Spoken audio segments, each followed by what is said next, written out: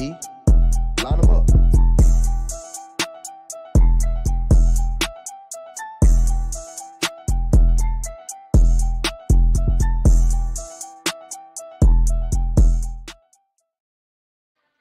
What's going on, CBR fam? We back once again, waiting for Keno to get his ass to the house so he can get in. But I'm glad to see y'all once again. We're not gonna do a deep dive this week for the MVF because we got several guests, so we're gonna try to get the show rolling and everything. But one thing that I did have that I wanted to ask y'all about is t-shirts. So we have talked once again about making the t-shirts, but we're probably gonna have to narrow down the designs of the t-shirts, right?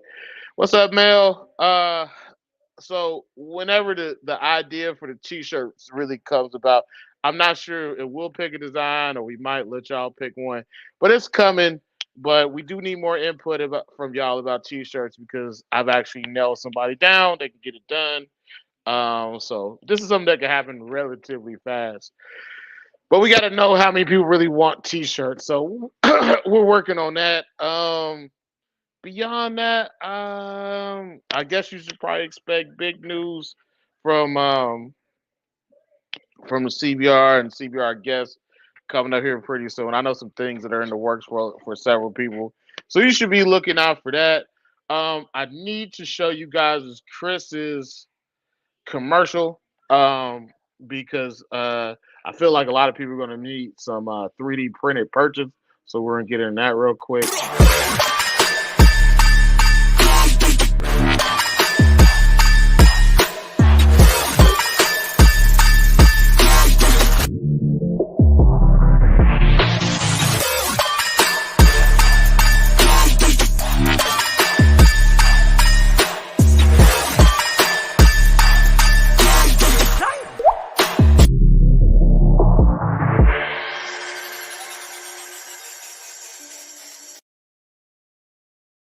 All right, y'all. That is a commercial from Chris from In the Box 3D. Um, I love his purchase. I was actually just cleaning some purchase today. I moved some babies from smaller tubs to bigger 6-quart tubs, so I naturally put them on those purchases from Chris, and I love them. But he also makes different things. I need to talk to Chris about getting some more perch holders and some more probe holders because I got some more cages coming in. But if you see Chris here, man, talk to him because Chris also he'll do some custom stuff for you. Um, with that being said, I have nothing really to tell y'all. I was on vacation for about 4 or 5 days. I was in Oklahoma, so I was out of the loop. So if you talk to me about anything, just realize I was on vacation. I was probably drinking, but I don't think many people talk to me during that period in time. I think I didn't talk to that many people. Um, I really think that that's pretty much it. I'm sorry about the lack of videos. I admit that I'm sorry about the lack of videos. Um, I was busy. I was busy drinking on vacation. Um, but I want to give some shout outs to the people that are already here. What up, John Jones? What up, cousin Dimitri? What up, Mel? We got Atomic Ace. I keep forgetting how to pronounce your name properly, but we're gonna talk about it later.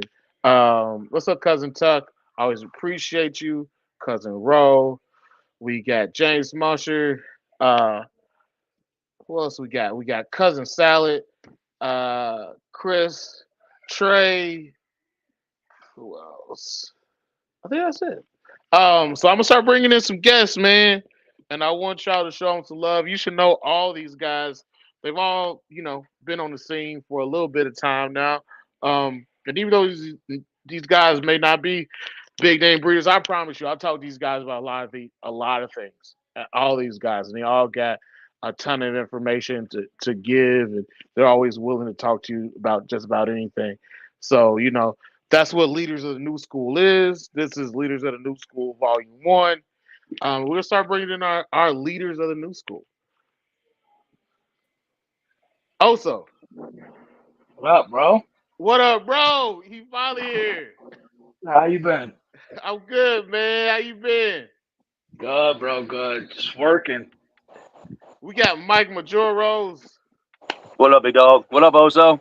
What We up, got a Mike? Marcus Llamas, What up, Marcus? What up?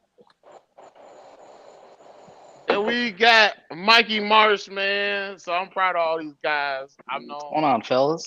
all these guys before Uh, they had clutches, and uh, I remember when also had his first clutch. I was like, "Fuck, I can really do this shit." So also was like the first person that I would say that I really knew who had hatched the clutch. That I would say I knew it. And you know when it comes to Mike, man, I used to always look at Mike's pictures and be like, damn, one day I'm gonna take pictures as good as that. And then I realized it really wasn't gonna happen. But I love his pictures, and I love seeing them, and I love seeing the Snake City's bred so far.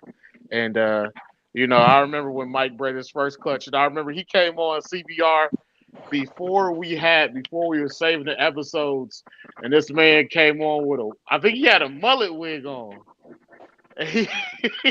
I think he had Yep. a mullet wig on. I was actually talking about this shit today to the dude I work with, and I'm like, bro, it's a good thing that y'all didn't save that shit back then because if you did, like, towards the end of the episode, man, motherfuckers were yeah, we had a good time, dude. Yeah, we was drinking. We was drinking heavy back then. Yeah. And we got Mikey Marsh.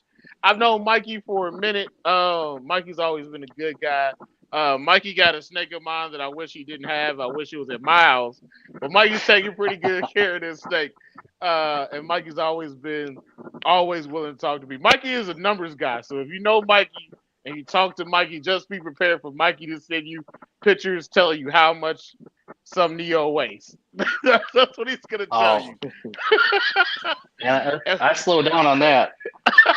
Yeah, man, I told you Way, you was gonna slow down on that shit. I told you as soon as you way start getting is your own steaks, you're gonna be like, bro, this there's is way too too many. much.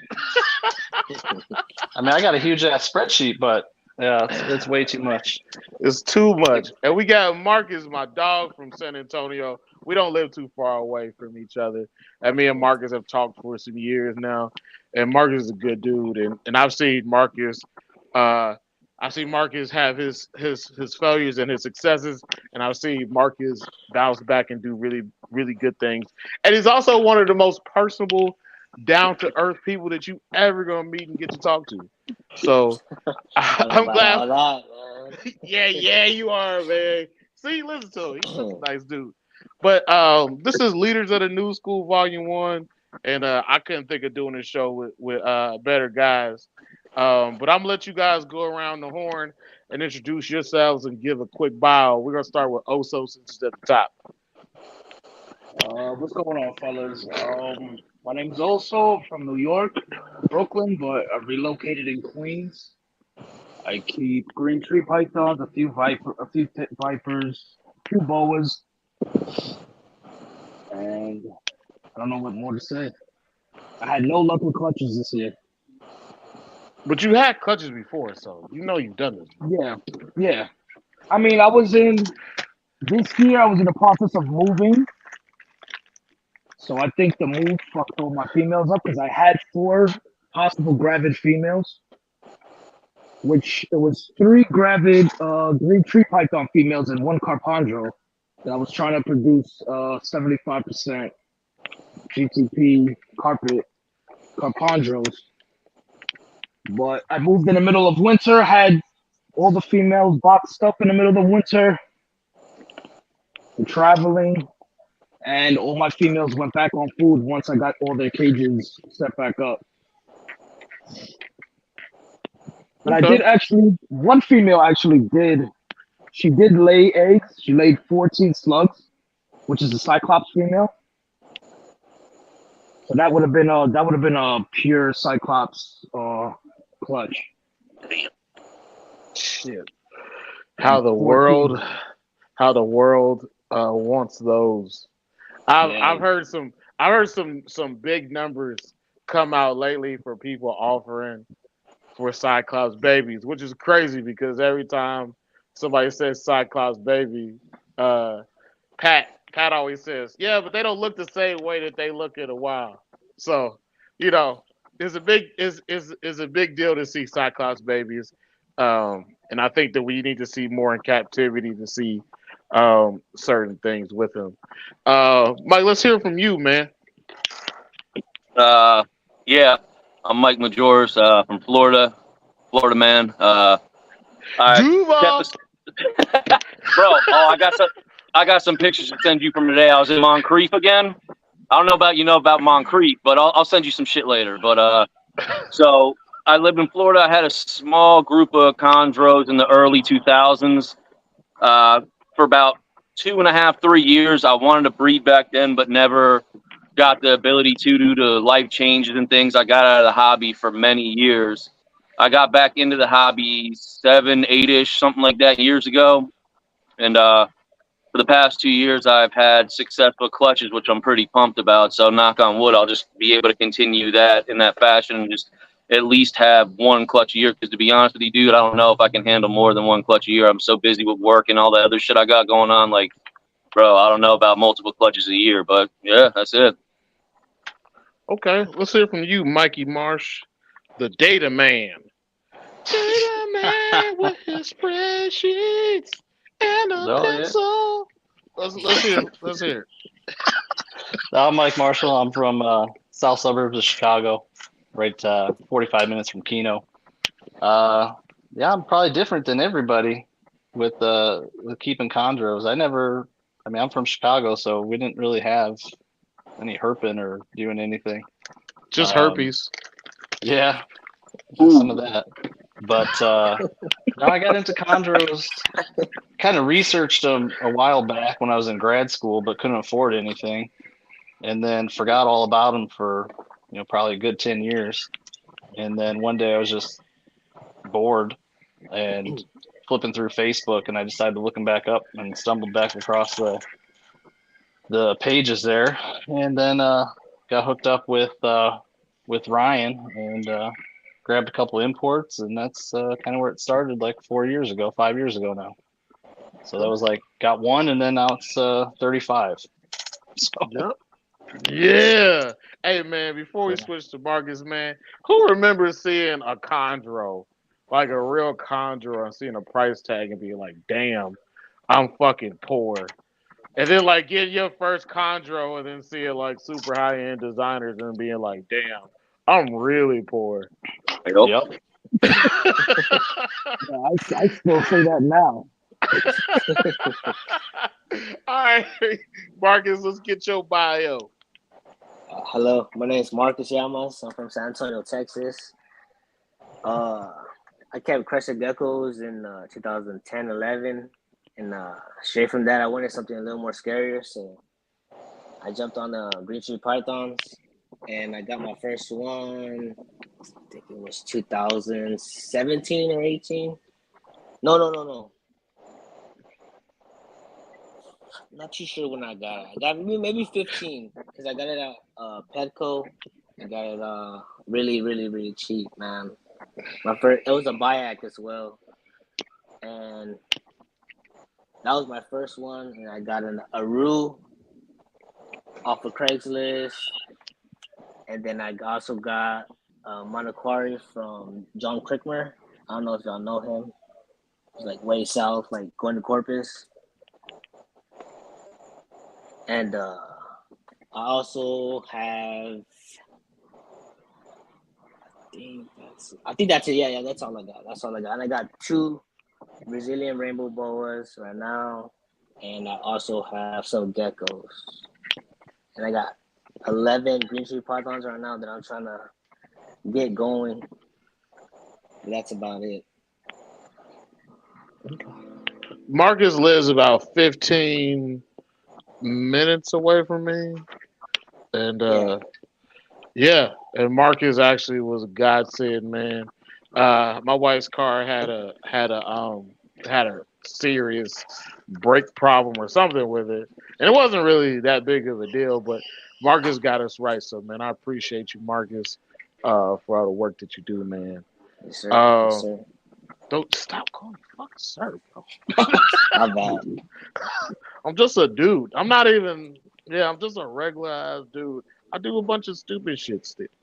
Um, but yeah, man. I think the first thing that we're gonna talk about is we're gonna talk about the beginning, man. What was you guys' first chondro, and like how did you get it?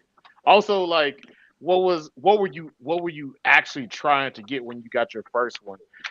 So I'm gonna start at Marcus and then go back around.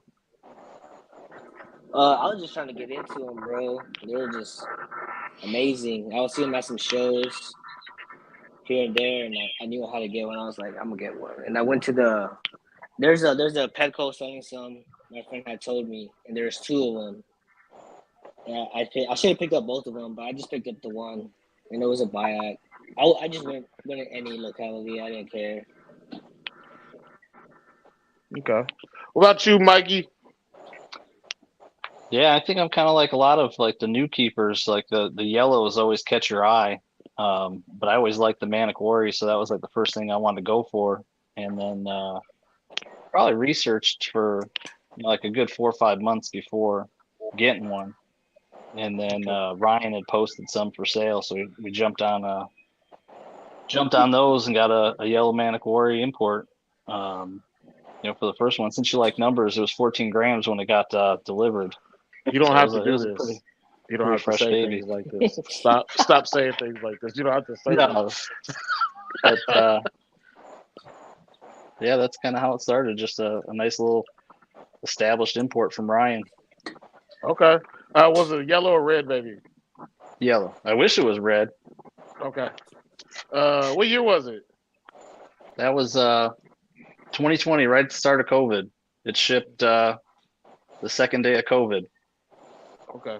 All right. All right. So, what's up with you, Mikey? What was your first chondro, and how'd you get into the game?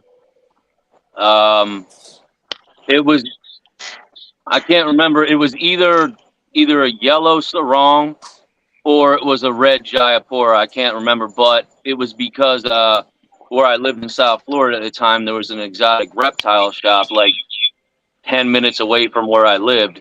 And I used to go in there multiple times a week. And like you said, damn, dude, I'm poor. I can't afford this shit. And I used to sit there like think about, okay, I'm gonna get one of these. I'm gonna get one of these. And then I actually ended up working at that shop for a while. And dude, I was literally working every week. They'd give me my check and I'd turn around and give it right back to them and be like, okay, I'm taking that one. And this was in like the heyday of when everything was coming in import. Red Maniquara, Canary, Kofi Owl, when it was still labeled Canary, shit like that. Like anything and everything you think of. And for now, compared to prices, no, not even comparable. But yeah, that's really how I got into it, was just I was always into reptiles, but just something about chondros captivated me, dude. And it's just one thing that's ever since I was much younger, I've always had interest in. And out of all the herps, out of everything, it's just, I still think it's the most beautiful non-venomous you can keep. Yeah. That's no doubt. I mean, I guess to me, over the years, I've seen so many chondros and so many different ones that, to me, just with localities, even excluding, the designer ones, there's such a different wide, the spectrum is wide with all the variations of things that you can see with chondros. And it's just crazy. Just to see like all the things that they can do as far as phenotype. Yep. And over, I want to say probably what, 10 years. So yeah, about 10 years or so. I honestly haven't gotten enough of seeing chondros. I haven't got enough of seeing them, except the plain green ones. But hey, man, if them plain green ones are a good breeder, male or female, it is what it is, dude. That's one way that somebody can look at it. That's not me. I understand, but hey, if a male's plain green, he can get the job done. You put it to a nice female, or vice versa, dude. Life is like a box of chocolates. Or more green snakes. But True. you know, it doesn't always end up that way. I think that my thing is like seeing like super plain green snakes and somebody just like, yeah, but look at all the stuff that it has in it. And I'm just like, yeah, like I'm really about to see all that shit. It doesn't Yeah. have it. But you think its kids gonna have it. What's going on, Oso? Let's get your take on this. I didn't plan on getting chondros at first. I wanted to breed boas.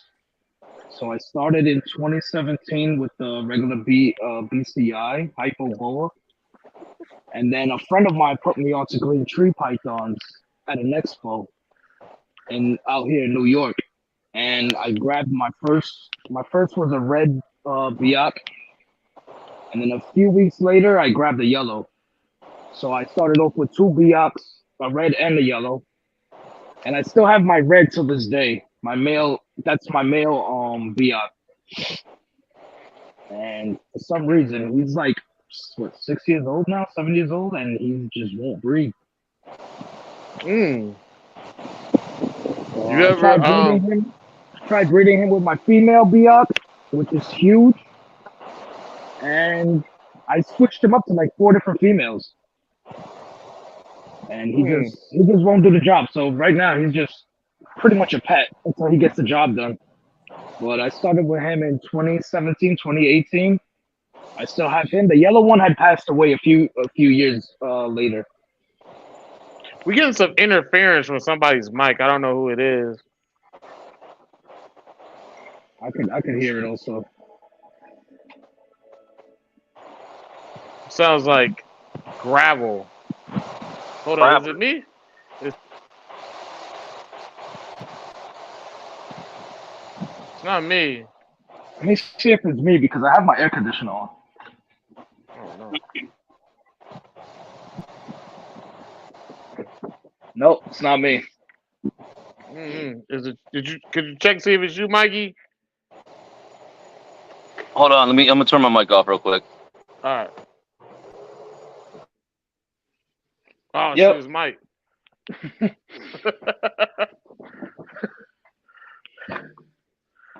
Man, hold on. I'm trying to sit outside and have a nice night. Hold on. I'm gonna go inside real quick. So you got the FBI. Yo, can you hear me? Yeah, we hear you. Okay, we're gonna circle back to Mikey. We were gonna go with Mike Majoros, but yeah, I'm gonna start with Mikey. So we talked about your collection in detail on multiple occasions, Mikey Marsh. So like, let's talk about collection building, man. So from getting your first ones and getting them acclimated to getting your second one to figuring out how you want to keep, what your actual goals are, and then going about getting those snakes. So let's talk about collection building, Mikey Marsh. Run me down. Well, I mean, it started mostly with Ryan, because at the time that's what I could afford. So I got the Maniquary first, and then I got a Cyclops Jaya, a red Neo import, and that's kind of where it started. So I didn't really have a plan because I wasn't thinking I was going to have 17 adults 4 years later, but I know your are. wife didn't think that shit. I know she No. didn't think that No, shit. I know your wife was just like, get the fuck out of this house. She didn't know we were getting one. And then she definitely didn't know that the second, third, fourth, fifth, sixth, seventh, eighth, ninth, all of them were showing up. Just when I would take a day off. If I take a day off of work, she just knows something's showing up. We were cut it out.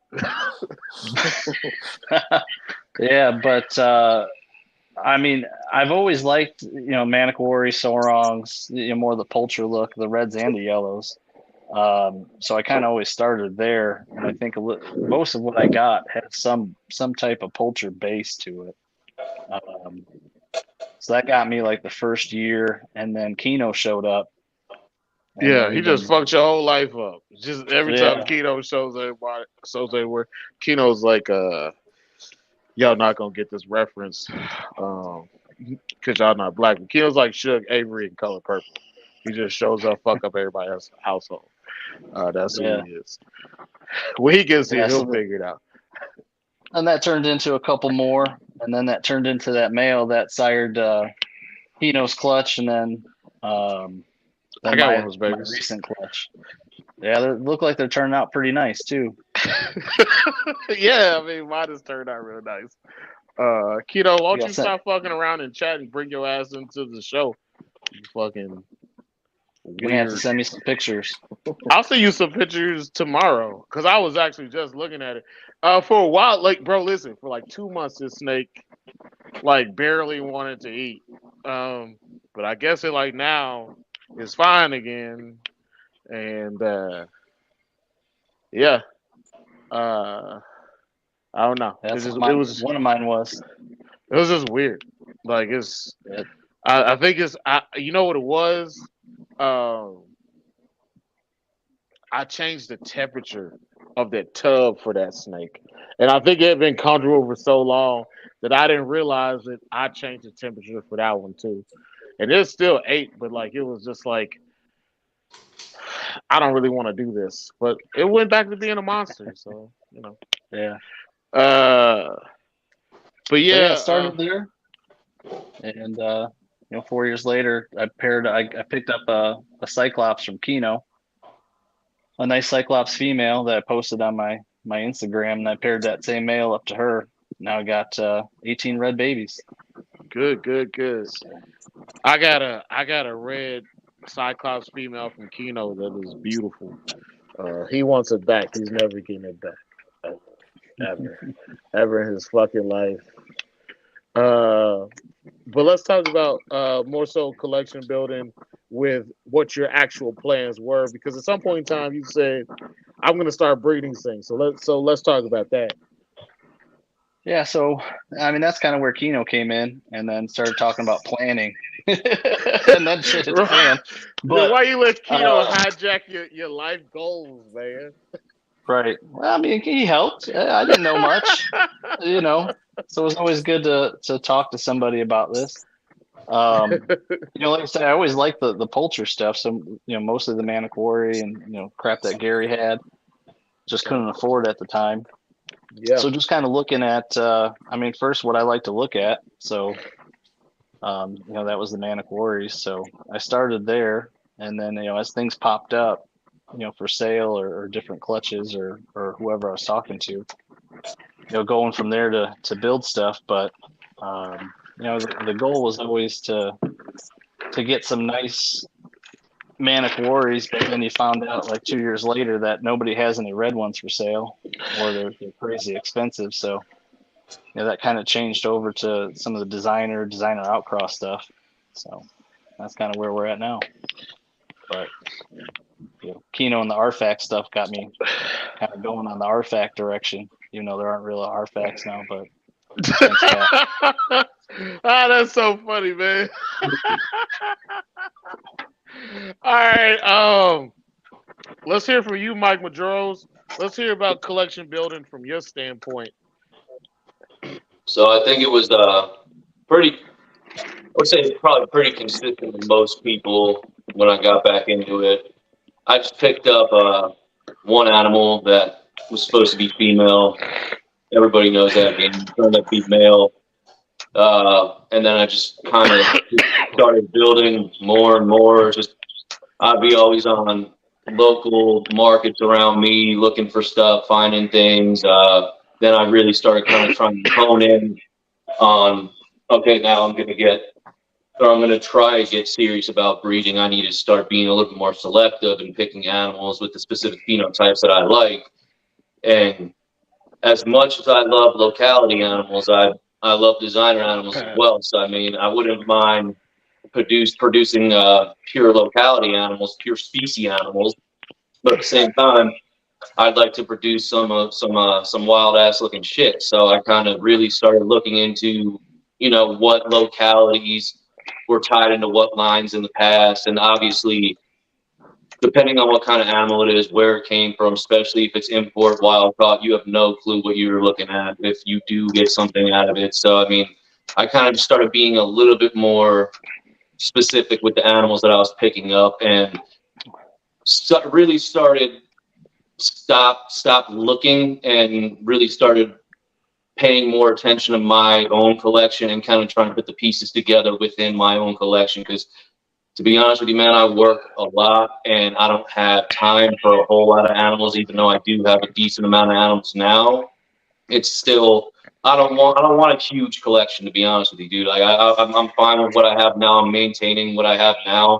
And right now I only have 20 animals, and that's including the babies that I just had. But I mean, 20 animals is still a good amount because now I split the neos and yearlings up to one day, and then I do the adults the following day. So just keep everything in order. That's food, that's water changes, that's everything you think of. So I don't know, man. I really want to. I wouldn't mind making in the future some really nice locality stuff, but for right now, I just want to make some wild ass looking shit. Oh, no doubt, no doubt. I think that's the name of the game. Everybody's got to find their own way. Um, when it comes to Oso, man, I've known you for so long, man. I've always looked at your collection, and you told me, but I need you to tell everybody else how you went about collection building, and I need you to tell everybody, about your collection of gym pictures where you don't have your pants on.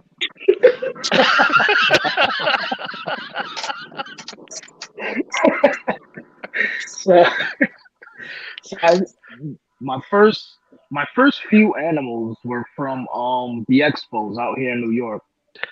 They were the chondros were dirt cheap. I got Biots for like 250 each. I got one red, one yellow. My next was the Jaya, she's the dame of all my clutches. The Jayapura, I got her for like 350 as a sub adult, and now she's like my top breeder. I actually did a pure pairing in 2021, 2020 with a pure Jayapura I remember that male. time we was wilding. We was wilding Yeah, all the time. yeah. That was my first. That was my first clutch, and with the government shut down and everything, when they were giving us the stimulus checks, that's how I was building up my collection. So Shout out to Trump. I was getting the stimulus checks. I was still working, and I was getting paid off the books. So I was just fucking throwing money away. I got a few animals from Ryan Burke. I got one from Kino that sired my two Neos right now, but he passed away last year. So Beatrix passed away. He choked on his No. fucking. Yeah, bro. He choked on his fucking shed. Dang. He choked himself for his shed. Yeah, it took me 2 weeks to tell Kino because I didn't know how to tell Kino. Bro, I remember when Keto sold you Beatrice because he thought He thought it was a Beatrice, female. he thought it was a female. He was just like, nah, this is not how I want my males to look. Then he sent it to you, and then you started getting jealous. He was like, nah, man, I think I need Beatrice back. Then you Yeah, that start was talking all that shit, be like, nah, why does it look like that? Because it didn't look like that when it was over here. Like, man, shut up. You sold it. Because he did the same thing to me with the Cyclops. He was just like, you can send it back whenever you want it. I was like, really what Kino wants is Kino wants to have snakes that other people take care of for him. yo. I He sent it. just I get sent back. it back. I sent him back to Kino for breeding as a breeding loan, and he got multiple locks and nothing. And then I did it the next year, multiple locks. Oh, speaking of the devil, Yeah, speaking of the devil, fucking McNugget head motherfucker. You know what I'm saying? You see the McNugget glistening. You know what I'm saying? Like it's fresh out of grease. It is piping hot. Yeah, you know what I'm saying? No Diddy, no Mark, Diddy. what the fuck you got to do Sound- with? Get out of here. So you piping hot, man. We gotta relax. No, get out of here. Marcus, let's hear about your opinion about collection building, man.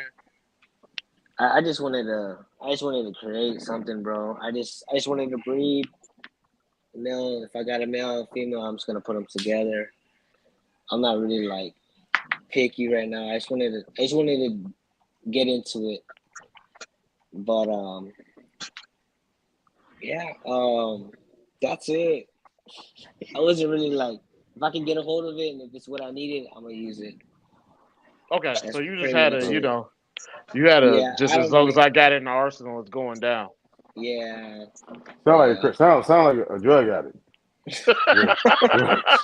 said, I need it. no, not needed, but like if I can get a hold of it. As you said, whatever you can get a hold of, I'm gonna use. That's what you said. So what was your did you have future plans? Like did you have any like things that you want to see in the future that you wanted to try out? Yeah, I kind of want high yellow, and I kind of want to see what the female produces and see What's up, man? what she can throw out or colors with Pat, the what's up, everybody? the blue hormonal What's up, monoquari female, Mhm. just to see what she creates and stuff, bro. Not really picky, not really going towards anything, just breeding and just Okay. seeing what comes out, studying it, seeing where I go from there. Okay. I'm gonna I'm gonna go. Hey Keno, before I start go back there and asking questions, did you got anything that you want to announce or anything? I talked about the t-shirts things, uh, but I want to give you a chance to if you got anything that you want to say.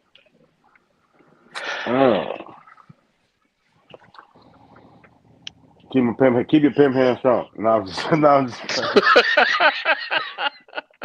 no. Any updates for me? No real updates. Okay. All the babies eating. Ain't nothing breeding right now. It's too hot in Chicago. It's like 91 degrees today. So I'm definitely not gonna battle the weather. So Okay. and that's I got some of my sleep. No, I ain't gonna say that. I got some of my sleep. You come out the foreskin with it. Nah, I want to see that's yours. That's your stick. I'm gonna leave that to you. All right. But no, Mike Majoros. This I think the first time I seen you with no hat on. What? The first time I seen you with no hat on, Mike. What are you talking about? You was. I think the last time you was on with us, you had the hat on. It was backwards. He had a wig on, man. And then he took the wig off. He showed us his hair. He didn't Yeah, have no wig on, bro. Yes, he yeah, did. bro. He did have I a fucking mullet wig on. I What had the some fuck you sick talking ass about? American flag mullet shit going on, dude. You don't Bro, remember that shit? I do not, bro. I don't remember the mullet. Bro. He was high. Bro, those were the drinking days. That was when I was. Yeah, Yeah, that, that was. That that was. You was know. yeah, that was when we Keno was drinking always had heavy a on the bottle show. of fucking Henny White next to him. Yeah, all, bro, all, all that jazz cabbage. bro. Listen, he came in. He came in singing, "I'm born to be an American, but at least I know I'm free." Yo, when he came in with that fucking mullet, I swear I heard a bald eagle screech behind him. I swear I heard it. Same, dude. And a Ford 350 roll smoke. Yeah, man. We was listen. I remember that episode, bro. We said some shit we was not supposed to say, and we was drunk. I'm still breeding shit in Texas. A little bit. Pat, you don't got no damn kids either, so whatever, Pat. Kick rocks. All right, man. So I'm gonna get to this next question. I'll start with Oso, man. Damn bug So, zapper. Oso, man. Let's talk about gaining knowledge to go about breeding, who you talked to, what you felt you needed, things that you didn't understand at first, but as you started going along with the process, you figured it out. Let's talk about gaining knowledge and mentorship and going different places and getting information.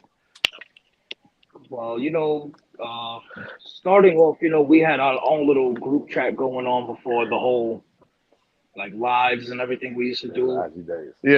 Yeah. That was basically when we was like not doing anything Shit. productive though, Yeah. for the most part. Yeah. Listen, But some of the besides things that I that, said in that group chat, I'm sorry. I'm sorry for saying some of those things because later on, some people told me out of it was four of us. Later on, people said that you probably should have said that to this person or this person because they remember it and I there was don't like six remember it. of us, and it ended up only being like four of us left in it. Yeah, Yeah, it got bad. I remember when y'all made fun of me when my wife got pregnant with my son. That was like 2 whole days I didn't of do just that. getting roasted. Yes, you did. You was number one, bro. No, I didn't. Females Yes, always you number did. one. No, I'm not. No, I don't. Yes, you did, bro. All the I'm shit you not. I'm not said, the. I'm like not the party starter. you No, I'm not. said, how you make a Body mistake starter. like that. Yeah. But yeah, I did not say that, bro. Stop it. Stop lying on me, dog. I ain't tell you why you would make a mistake like that. Stop it, man. All right, so let's go. I need proof. but You yeah, was lying. I speak to Pat. Me and Pat talk a lot. Who else? My first clutch, I used to keep in touch with Ian from SJ. Was it SJ? That's Exotic. some J Reptiles. Yeah, Yeah, Ian yeah, Bassell. yeah. Ian, James Smith. He used to help me out a lot. Shout out to Shout out, Smitty. shout out to Yup. James, man. With my first clutch with feeding, Garrick helped out a lot. Who else? You guys. When I first started my first clutch, I didn't know too many people, so I was still a newbie. I was just winging it, and from there on, I just started building more bonds, talking to more people behind the scenes. Um, Last year, me and Sam was trying new shit, so he had me trying out the. I never really did a food cycle, so last year I did the food cycle. Okay. I usually just do temp cycles. That's what worked for me. But I was trying to try new shit out. Man, The I'm food okay. cycle did work. It did work well for me, but it's a headache trying to get everybody back on food after that when they're all foods for so long. Yeah, I don't think that I did it as a whole with the collection, but I will tell you this, man. Shout out to Sam, cause Sam is Yeah, the man. Sam, I asked him, man. I had to fucking ask Sam, how do you do this with the food cycle? Because I felt like it was one of those things where I was gonna ask people, and they would be like, "You're fucking stupid, Travis."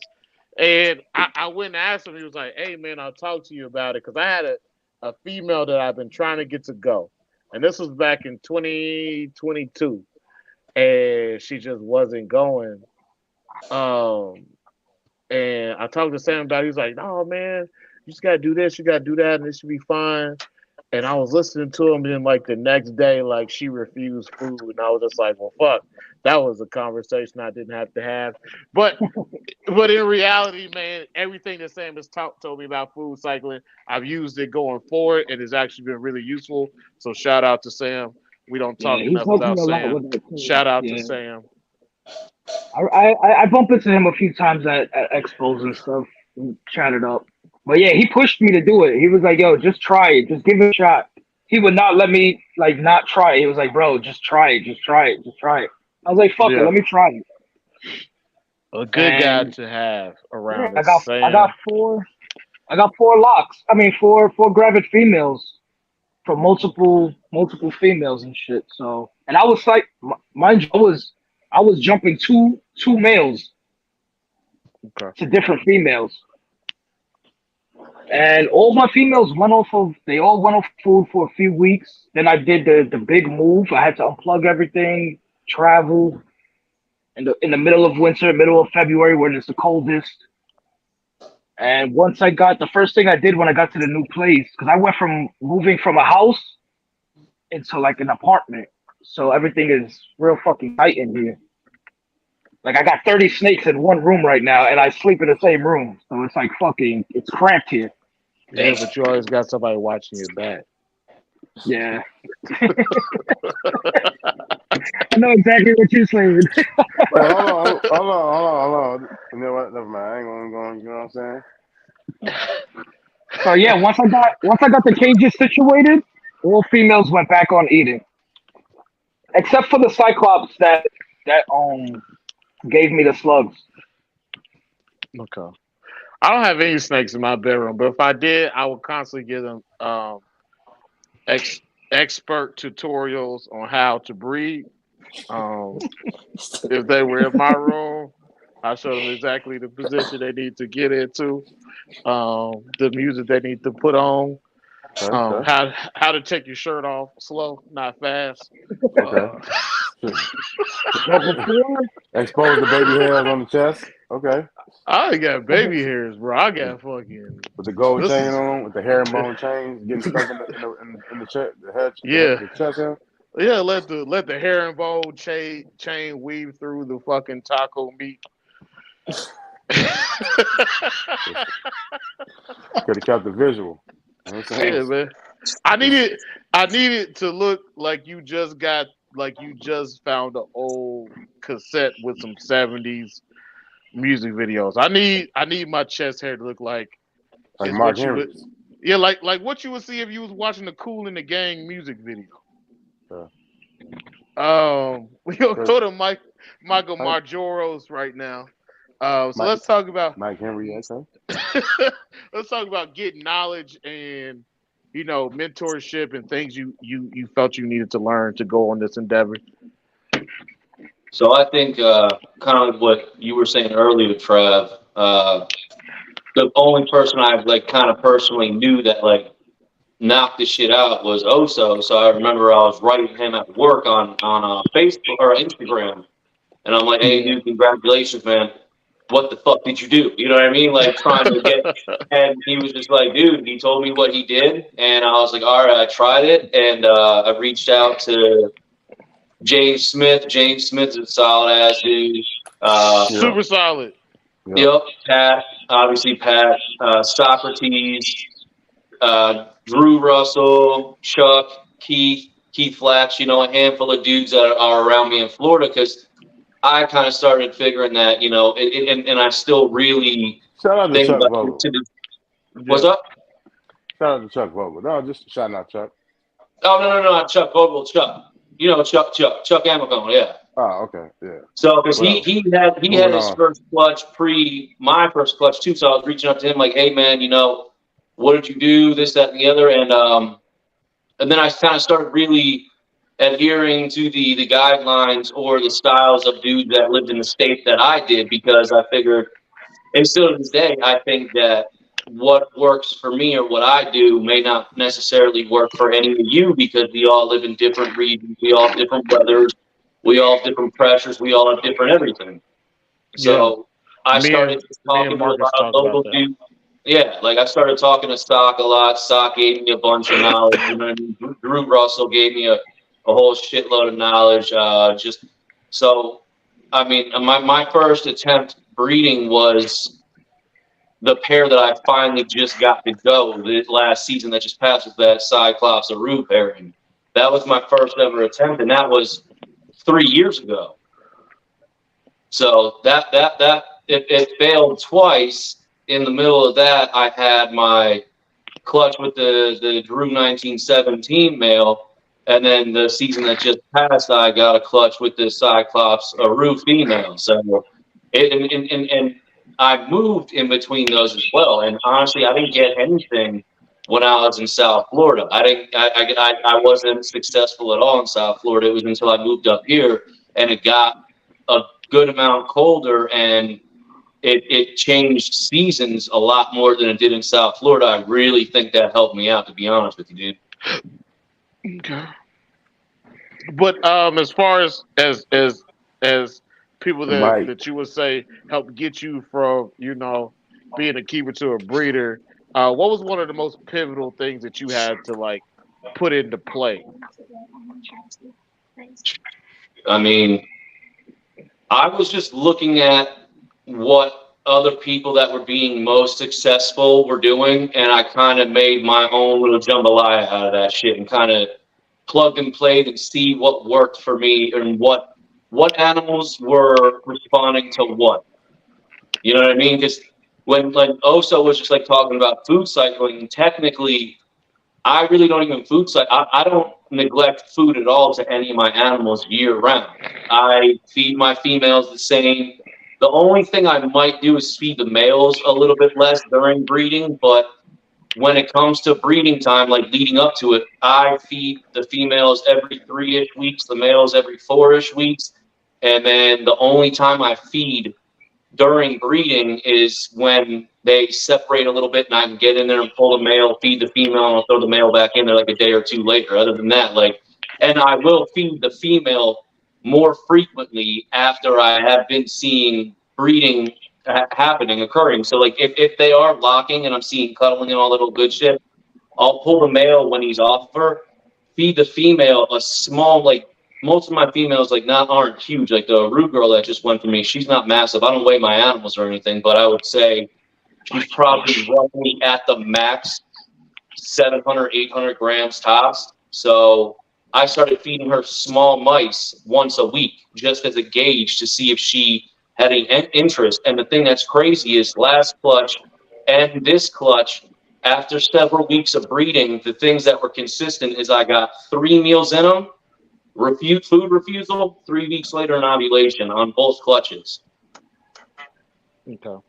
So that could be coincidence, but I mean, that's the only consistency that, I've seen with that whole food situation. Well, I think that we all do kind of see something different, and I think that some of our females, they're in our collection, they're going to be different from each other. Yep.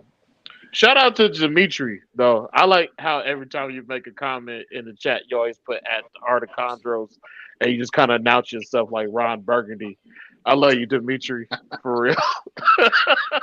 All right, Mikey Marsh, we'll let you tackle the subject.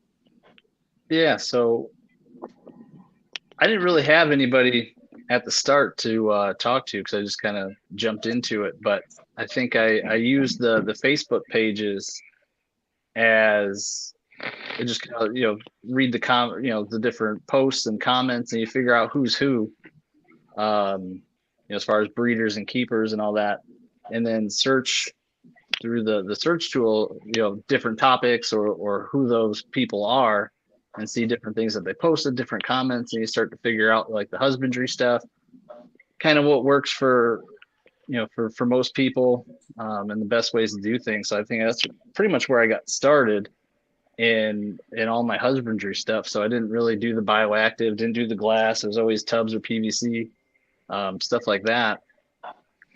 So just kind of followed all the top guys and just did what they did. And then Kino showed up. So then I bounced stuff off of him, listened to him. I guess you'd say he was my mentor.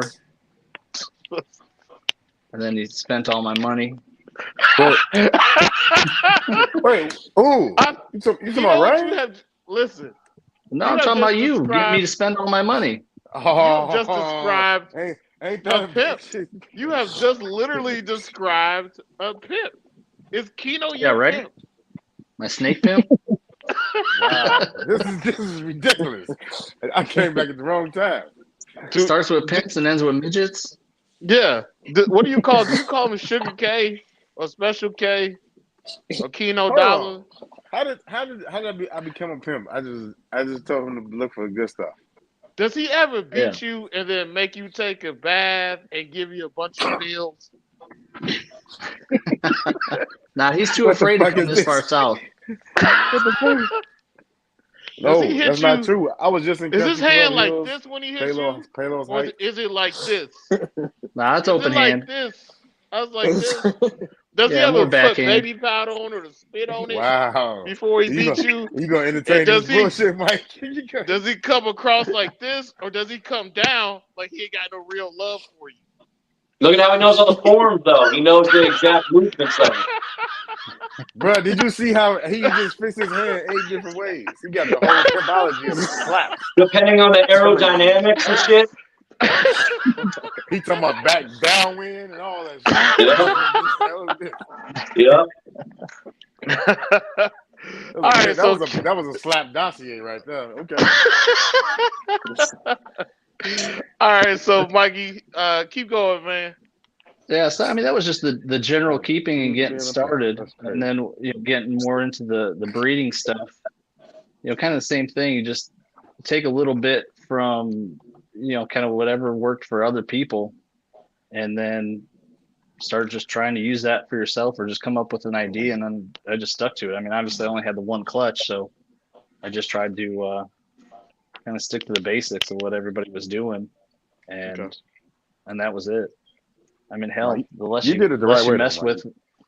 the less you mess with these things, the better off they are. So, Yeah. Yep. you know, that helped. So, but yeah, that was about it. And then, you know, bouncing, you know, Pat's been a huge help. Dimitri's been a huge help. Bart Ullman, he lives down the street from me. He's been helpful. So, you know, talked to a little bit of everybody, you know, along the way. So, you know, everybody's been pretty helpful. Okay. All right, Marcus, let's talk. Let's get to you about knowledge. Oh, like who helped me out and stuff. Yeah, just like the things that you needed to learn and like the things that actually helped you, things that you figured out would get you to the next level. I just did all my research. I followed everybody who was having success, and you're my biggest mentor. Well, we kind of started kind of the same time. Yeah. And How does he abuse you? I don't abuse Marcus. Ignore this. He's not that kind of relationship, bro. Well, not he don't gotta abuse you. No, that's how you and Mikey Marsh get down. Me and Marcus are friends. I know you know what I'm saying, you're not gorilla. You know? Have I ever abused you, Keno? No, but you don't be bullying me into buying snakes either though. So like you did Marcus. Yeah, that's you and Mikey. That doesn't exist outside of you and Mikey. No. Marcus, keep going, man. No, and I would talk to James Smith too. Shout out to James. Yes, James. Who else? Patrick. I would hit up Patrick, Mark Hager. That's about it, man. And I just did my research, watched hella videos, and just try to throw shit at the wall, hope it works. You know what I mean? Okay. You know Did you have something that you learned? How to duck? No. Did you have one thing that you learned that helped you make the transition from a breeder to a keeper? You're breaking up, bro. I can't really. Can you hear me now? Hello? Nah, man. It's like the same. Yeah, I can hear you a little bit, but it's cutting out. Is my sound going out? Yeah. Back out. Keno, you take over for a minute. He said, if you can hear H.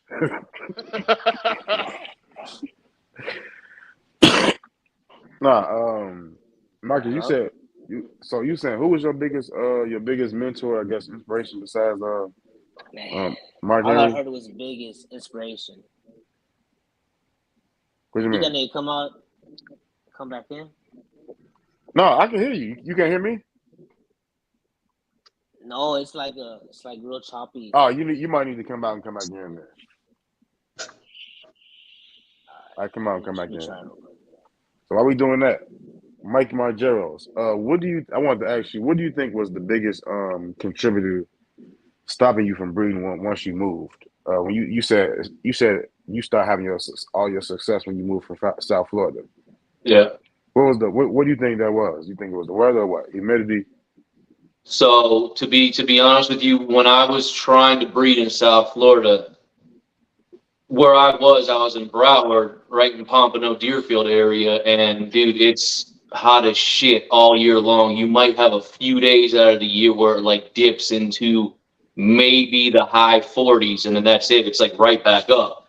So I was trying to artificially facilitate temp drops and shit with AC and all kinds of other stuff, and it just, dude, I was getting a few locks and everything was looking good here and there, but nothing ever came of it. So then when I came up here, I held off the first year just to let everybody settle in. And dude, now it's like a lot of other people in like the more northern states, like I know like October, November-ish, when the temp starts dropping for everybody, it's actually the same thing that happens up here. Like it starts getting into like the 40s, high 30s, shit like that.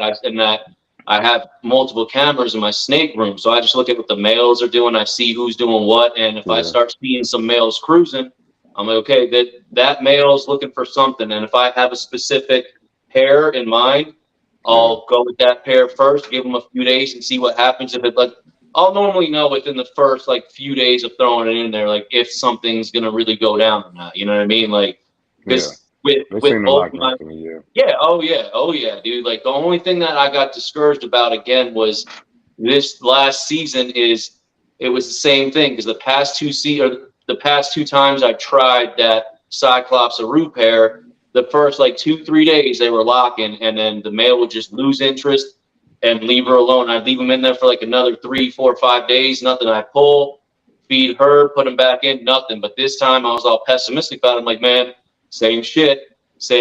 But I pulled him, and then I was watching him on camera literally the next night, and dude, his entire belly was pushed up against the glass. I'm like, okay, he's looking for something and it ain't food. So I threw him back in there. And dude, he just went right to town, and he stayed with her the entire time until she ovulated. So I'm like, all right, cool, dude.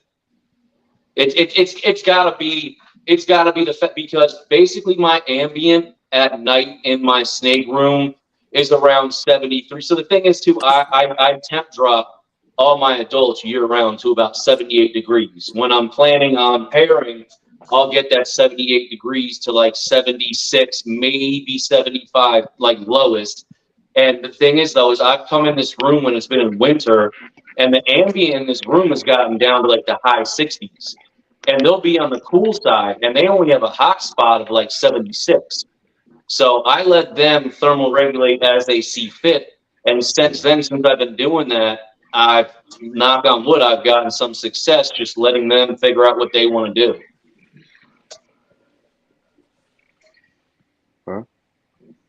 And Skull to Sack Part 2. What happened to Marcus?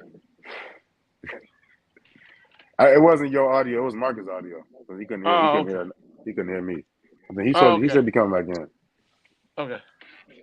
Young Skull to Sack number 2. I'm gonna call you Skull to Sack Senior. You shining, Dimitri. I told you called you shining, baby. You shining, baby. You know what I'm saying? Okay. Yeah. Hey, Marcus, can you hear? Yeah, now I can, bro. I think it was me. Yeah. Oh, that's fine. I should have restarted this phone anyway from the beginning. So, Kendall, did you ask a question, or do you want me to go back to asking questions? I asked Mikey a question. I was just saying, Mikey Marsh, he got a lot on his mind. Go ahead, though. Are you saying that because he doesn't have hair? No, that's not why I said that. I was listening to him on the way here. You know, he's an intelligent young man. Well, an intelligent man. Thanks, buddy. Yeah. So. Thanks. Just say thanks, Mr. Keno. Shut up, man. Don't hit me. You ain't shit, man. All right, so I will go to Oso, man. Let's talk about building not so much a collection, but getting the things that you need to start having a healthy collection, even going forward to breeding, from cages to incubators to, rack systems, whatever. Where did you come from? Why do you have a belt, and where are your clothes? Why is your diaper full, bro? Anyway, that's my son. I thought you were talking to Oso right now. What? No. That's my son. Wait, you what? see also in a diaper before, man? I'm like, No, bro, that's my son. I'm So let's not talk wearing about pants. Let's talk about the. Hey, come here, man. Come here, man. He do got the Hoochie Day shorts on. I'm glad your hands right there. Also, it'd be kind of uncomfortable, my brother. That's little Matt Barnes. He says hi. Say hi, Silas. What? He gonna grow up and beat up Derek Fisher's son? He gonna. I mean, maybe, probably. He roguish like that. All right. So let's talk about the equipment side of the game. All right, so equipment-wise, I mean, when I first started my first clutch, I went and got a Sea Serpents hatchling rack. I got the 18 tub 6-quart hatchling rack. I got a Sea Serpents incubator, but it's for the past 2 years, the door's been warping. Yeah.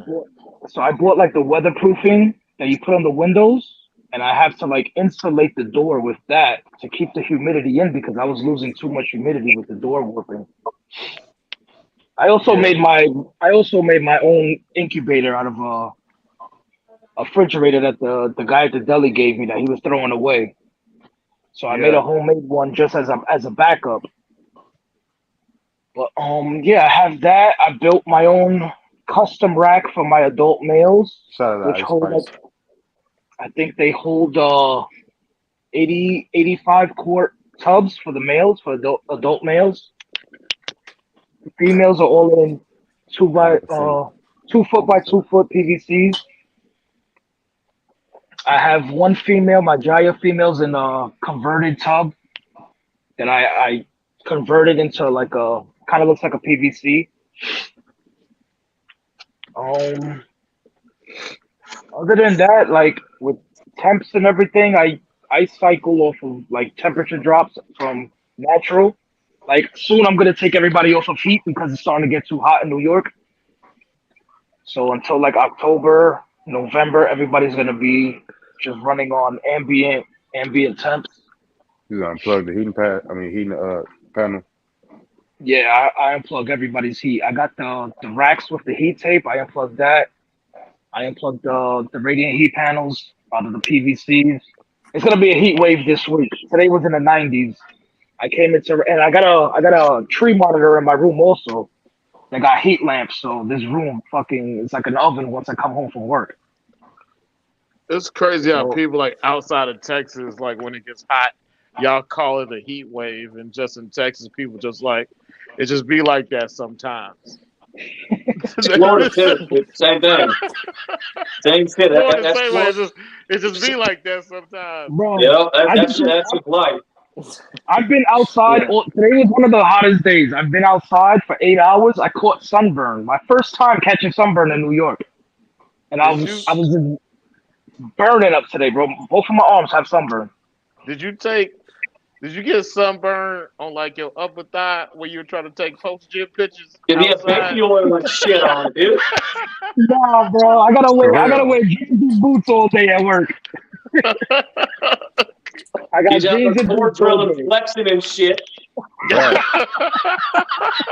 They lucky they got a they like his coworkers lucky they got a uniform now. He'll come on the package on Yeah, display. if I didn't have to wear jeans, I wouldn't wear jeans at work. Fuck that. He's All just those like, No yo. Gucci pants, no daddy shorts, pants. OSHA No approved. pants. Hell Also, boss be like, those look like new boots. He's like, also like, yeah, these new boots. Hold on, let me take a picture for you real quick.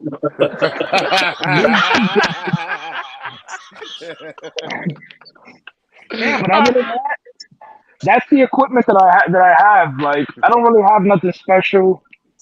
Not We know all about everybody's. your equipment. Yeah, not everybody. Not we, you. Not everybody's in PVCs.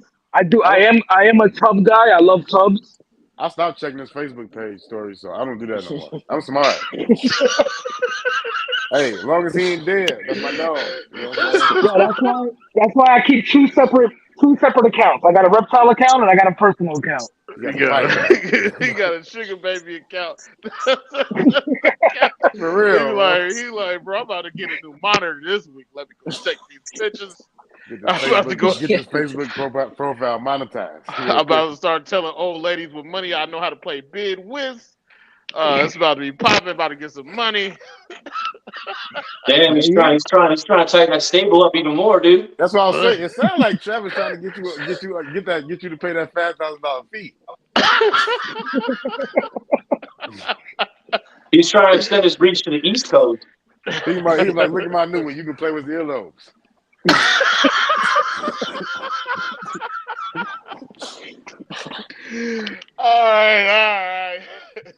All right, Michael Majoro, let's talk about your equipment. No Diddy. So, yeah, pretty similar to Oso. I have tubs in PVC. You can see some of the tubs that I built there. I keep most of my males. They're like 33 by 18 by like 24 or some shit like that. So they're decent size. I keep my adult females in PVC that are like my females tend to be in 36 by 24 by 24s. I've run heat tape on my tubs, Pro products, and herb stats on my PVCs. I have a Sea Serpents 18 6-quart hatchling rack. I built my own incubator from a old wine cooler. And then I also built a grow out rack that my yearlings are in right now, and those are in, I want to say they're like extra large or extra tall shoe containers. I think the measurements are like 12 by 18 by 10 or some shit like that. So they got some room to be in there for a little bit. But yeah, I mean, it's just a mixture of things that I've built and things that I've purchased. Most of the stuff I've built because, once again, going back to like we're talking about people sitting here and spend all this money on these animals. I mean, yes, it's nice to have beautiful display enclosures and things like that you can show up, but at the same point in time, I'm a function over form type of guy. I'd rather make sure my animals have what they need. Like obviously I don't want it to look like shit, but at the same point in time, as long as that animal has what it needs and it's doing what it's supposed to be doing, like, hey, I'm fine with subs all day, dude. Okay. I rock with it. I agree. Rock with it. I mean, so I got an incubator that I made. It definitely doesn't look nearly as nice and sleek as my sea serpent's incubator, but I love it to death. I think the only thing I use my sea serpent's incubator for is just if I'm gonna soak an animal for a long time. What up, KT? How you been, dog? Let's go What's to up, Joe? Marcus. What up, Joe? Let's go to Marcus, man. Let's talk about the equipment. No Diddy. Pause, however you feel you gotta say it. No homo. I got most of the adults are in PVCs. We in June, man. Relax. The VE thermostat, and I got some This is tech episode. the chicken. They're like chicken porters, like heaters. Yeah, he put me on that. Yeah, they look exactly like the what was the heat The Will Banks ones. Yeah, they look kind of like that, bro. Yeah. Same, You're same like kind the of third setup. person that told me that. Yeah, he was the person that told me to do it because I remember I called him. I was like, "Listen, There's dog, some better ones now, bro. There's some way better better ones? ones. They're like all plastic. I gotta send it to you, bro. I'll send it Okay. to you. All right, And let me there's some know." nice ones out there. And I got them on that. And the babies, I have them in a rack. And it's a belly heat, but I'm making it work. It's working all right now. You got to keep the temps and the belly heat lower than what you would usually would. I got plenty of ventilation in there, bro. And Bro. I keep them like at 80, 81, and then I drop them at night to like 78. Okay, yeah, that makes sense. Yeah, because I keep mine at like But it's not. 83. Yeah, I just recently changed started that. doing belly heat. For the Neos, I just started doing belly heat, and I like it better than back heat. Yeah. Why you say What that? do you like better about it? I had a hard time with the sea serpents. The sea serpent's hatchling rack, it has back heat. Yeah, that's exactly what I got. Yep. Yeah. I had to adjust the temps a lot higher for the inside of the tubs to be the required like 82, 83 temps. Yeah. With this year with my Cyclops Jaya Neos, I used the belly heat and I didn't have to adjust any temps. Whatever it was on the heat tape, it was inside the tub. Where'd you put your probe? Mine was the exact opposite with my sea serpents rack. Well, my probe is going through the tub onto the bottom. I don't have it on the perch. I have it more on the bottom. Like it's pretty much just dangling. Yeah. So it's between the perch and the bottom of the tub. On the bottom of the rack, or where on the rack? No, it's just. See, look, I'm gonna turn this around real quick so you see how my tubs are. This is the rack I built. So I can't see right now. Oh, you see where the light is? These I have the three tubs here, and I have the heat tape going around and under. So it's also above, on the side, and then under the tubs. Gotcha. So I have two Neo Vipers right there, and I have the red Cyclops Jaya Neo. Well, I don't know. I just feel like the brace. Brace is at 83, I feel like and belly everything heat. I temp gun is at 83. I feel like the belly heat works better for me than the actual back heat on just for the hatchlings. No, yeah. So with my sea serpents, man, like it seems to be hotter than like it records. So like if I set it at like 83, they're gonna be like smushed up to the front of the rack system, like to the front of their tubs. So literally my sea serpents rack is set at like 80, Yeah, see, and mine's it opposite, has dude. a night drop. Like it's set at 80. Mine's opposite. I have my thermostat set to 88, and I have all the tubs on the bottom that I'm not using. I have thermometers, like kind of like what he was saying, dangling off the back perch, maybe half an inch off the back wall toward the heat tape. And I'm achieving 83 and a half, 84-ish at the back wall, but I have to set that shit to 88 to get that. And my probe is on the bottom right, taped to the heat tape inside the rack itself. Okay. All right, Marcus, you got anything else? Equipment. Oh, incubator. Incubator was a big thing I needed, man. Yeah, incubator. I got a sea serpent. I think it's a 24. That thing saved my life this year. So that's the only thing. That's what the only thing I have to say about that. Okay. The equipment part. Okay. What about your adult cages? What do you mean, like the heat? Yeah, No, just like what do you use for adult cages? Oh, PVC right now. Right now I have like two custom ones, like 3x18s, and I got some 18x18s for the males. But I'm gonna be upgrading their enclosure here pretty soon. I got something working out right now. Okay. salad 10 degrees higher. Jesus. Yeah, that's just because whatever Salad be doing is Salad kind of Yeah. weird. But Yeah, my he weird. ambient about 74, 75 or something. You should let your wife handle that because she's real smart. Definitely, she definitely can figure that situation out. Let's go, Mikey Marsh. Let's talk about equipment. He said basement life. Yeah, basement life's tough. No, I got all my adults in 30 by 20 by 20 PVC enclosures No, that with makes sense now. pro product heat panels, and I got a couple with the wheel banks because when couldn't get those pro product heat panels for like a year, I grabbed those wheel banks ones. They work pretty good too. But I got all the new ones will be pro products. Herb stats on everything. The racks for the babies, back heat. I got all my enclosures, racks. They're from Top Tier. I think they're in North Carolina. They had some good prices, and it was pretty cool. It had a quick turnaround time, so I think he hooked it up with like a 3-week turnaround on everything. Trailer park control. Shout out my dog, Trailer Park Contras.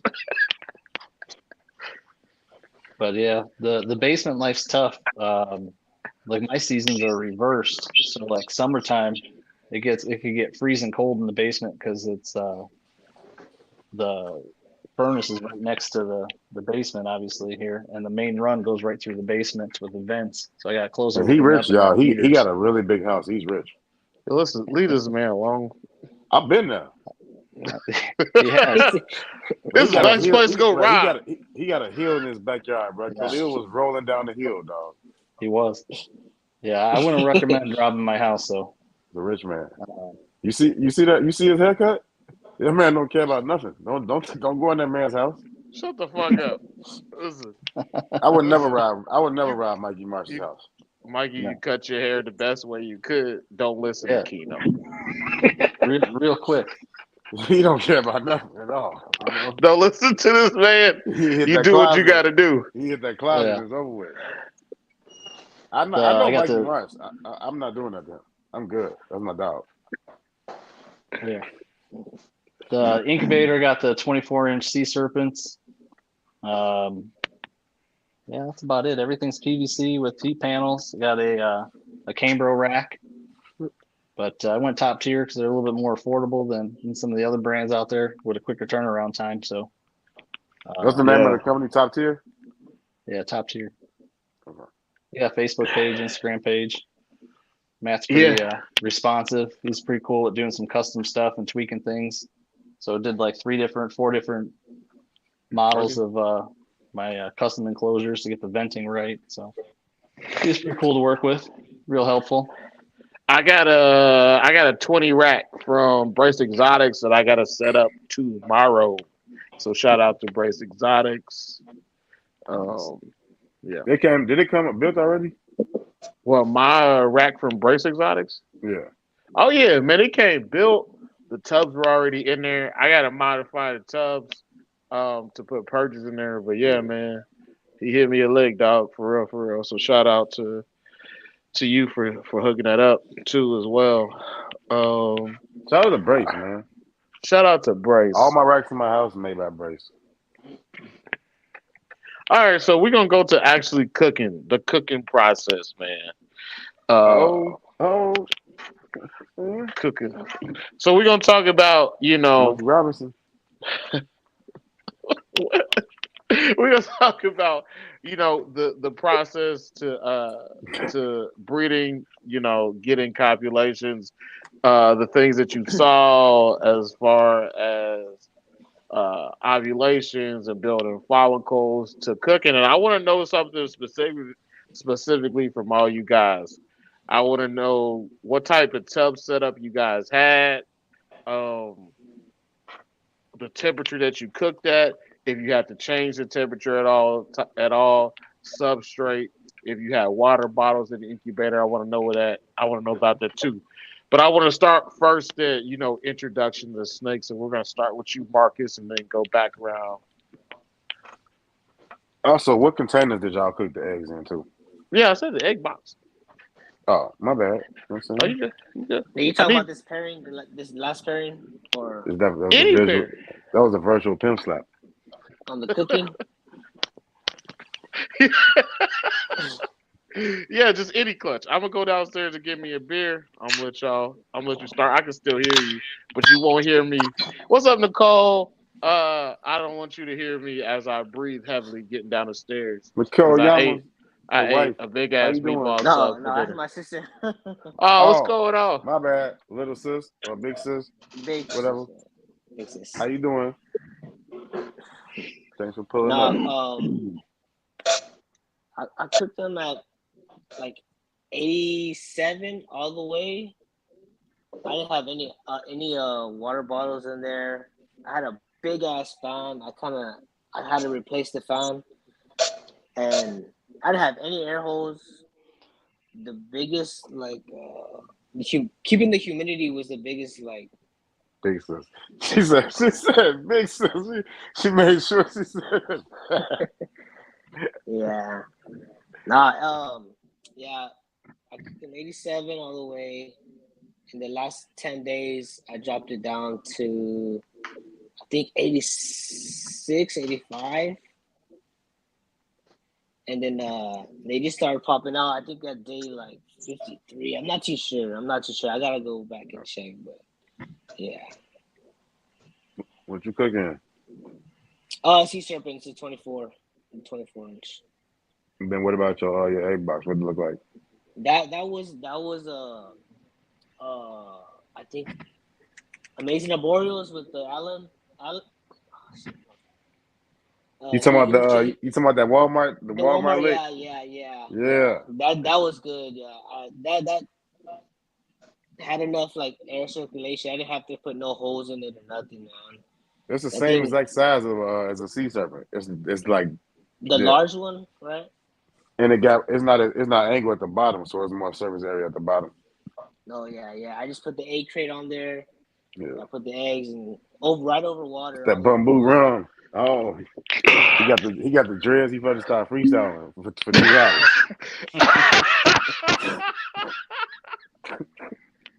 Is it because it's Lil Wayne's rum, or just because you just think I'll be getting drunk and freestyling?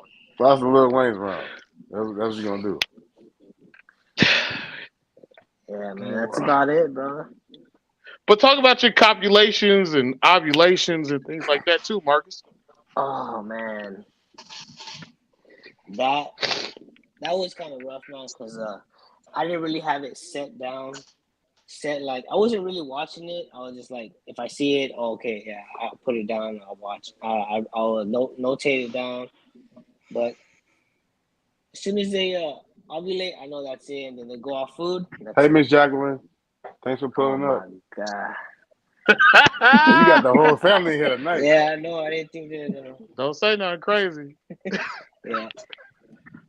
And yeah, that's it, bro. Did you see anything? Did you have any questions about the difference between growing follicles and ovulations?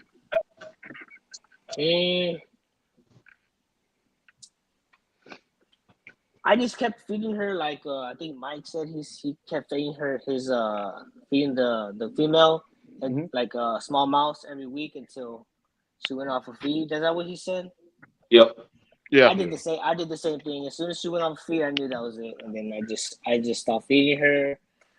I made sure she had her lay box, and I made sure the lay box was up to temperature and everything. And she just went in there and did her thing, man. And she can lay eggs for me. She can produce eggs for me. It's just me. It's me having the incubator. I never had it like dialed in until like this past year, and she finally took. I finally got something on the ground from her.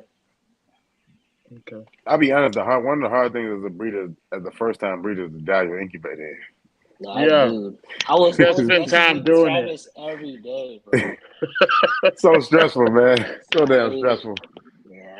It just takes time, man. You know, Yeah. even when you look at your heat racks, man, for your babies, like it just takes time, and that's Yeah. why that's why we It's talk an to each underrated other part about of this it that stuff. don't get brought up enough.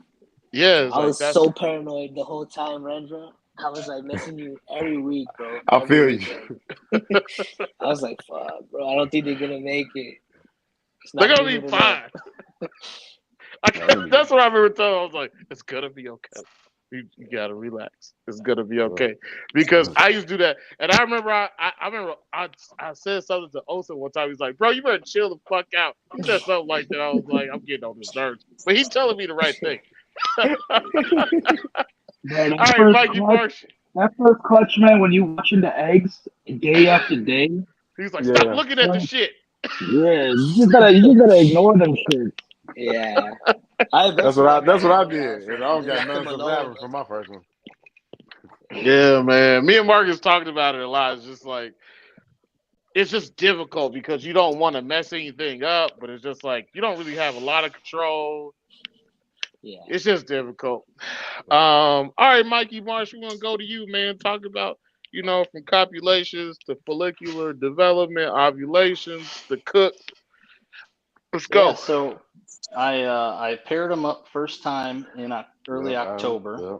and as soon as I put the male in, he went right after, and then went into shed, so I had to You pull want him that out. coochie? Yeah, he's a little rapist. Okay, you don't have to say that. He got a taste over with Keno, and then he had to keep going once he got back.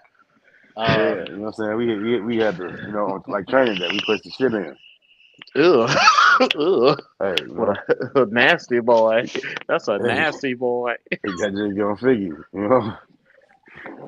So while they were separated, I started feeding her weekly, like Check every them 7 to 10 days, and I reintroduced like the last week of October after he shed. So artifact And money. then after that, they'd lock up pretty regularly for about 4 days, and then they would separate. So whenever they separated is when I fed. So that went to kind of mid-December when she started to refuse.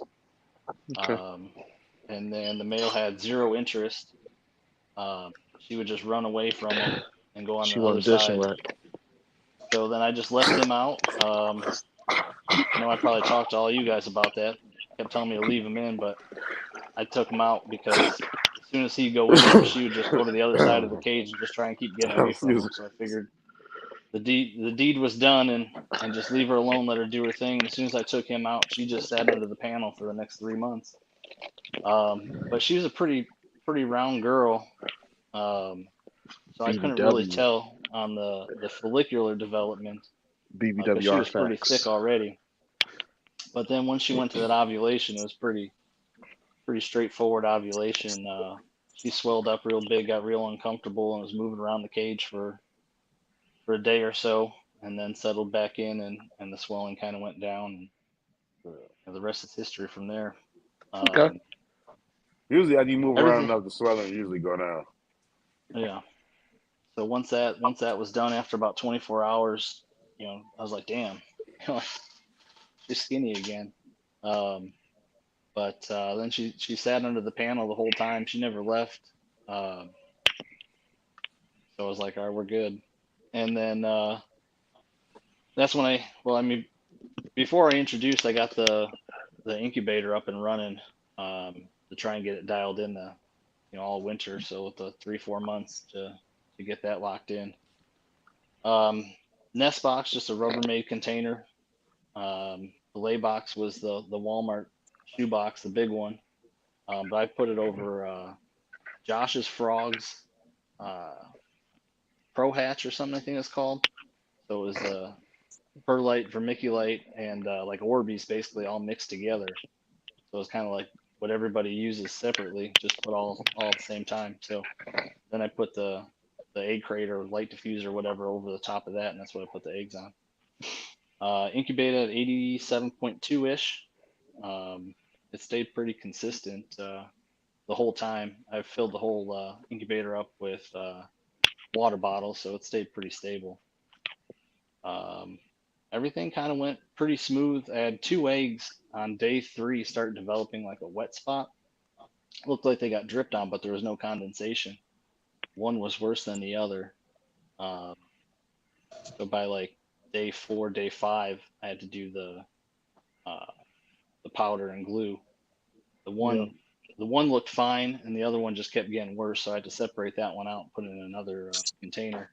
All the eggs went the distance, but I think it was just a little bit cooler in the separate box for that one egg. So it just didn't develop all the way, and that one died. But the other one that started to develop the wet spot, that ended up being the first egg to hatch on day 40, or first egg to pip on day 49. But yeah, everything went pretty smooth. All the eggs looked good all the way through of the 19 that were good from the start. And 2 were dead in the egg. The one that was the bad egg, and then one more. I don't know what happened. It was a little bit smaller, fully developed, but it was like upside down in the egg, and didn't. It probably died a few days early. But the other 18 all look good. I think the 3 pipped on day 49, and then I cut at the end of the night of day 50, like 24 hours later. And then by midday 52, all the neos were perched. But I think the last 10 days I dropped like a half a degree, and then a degree a couple days later.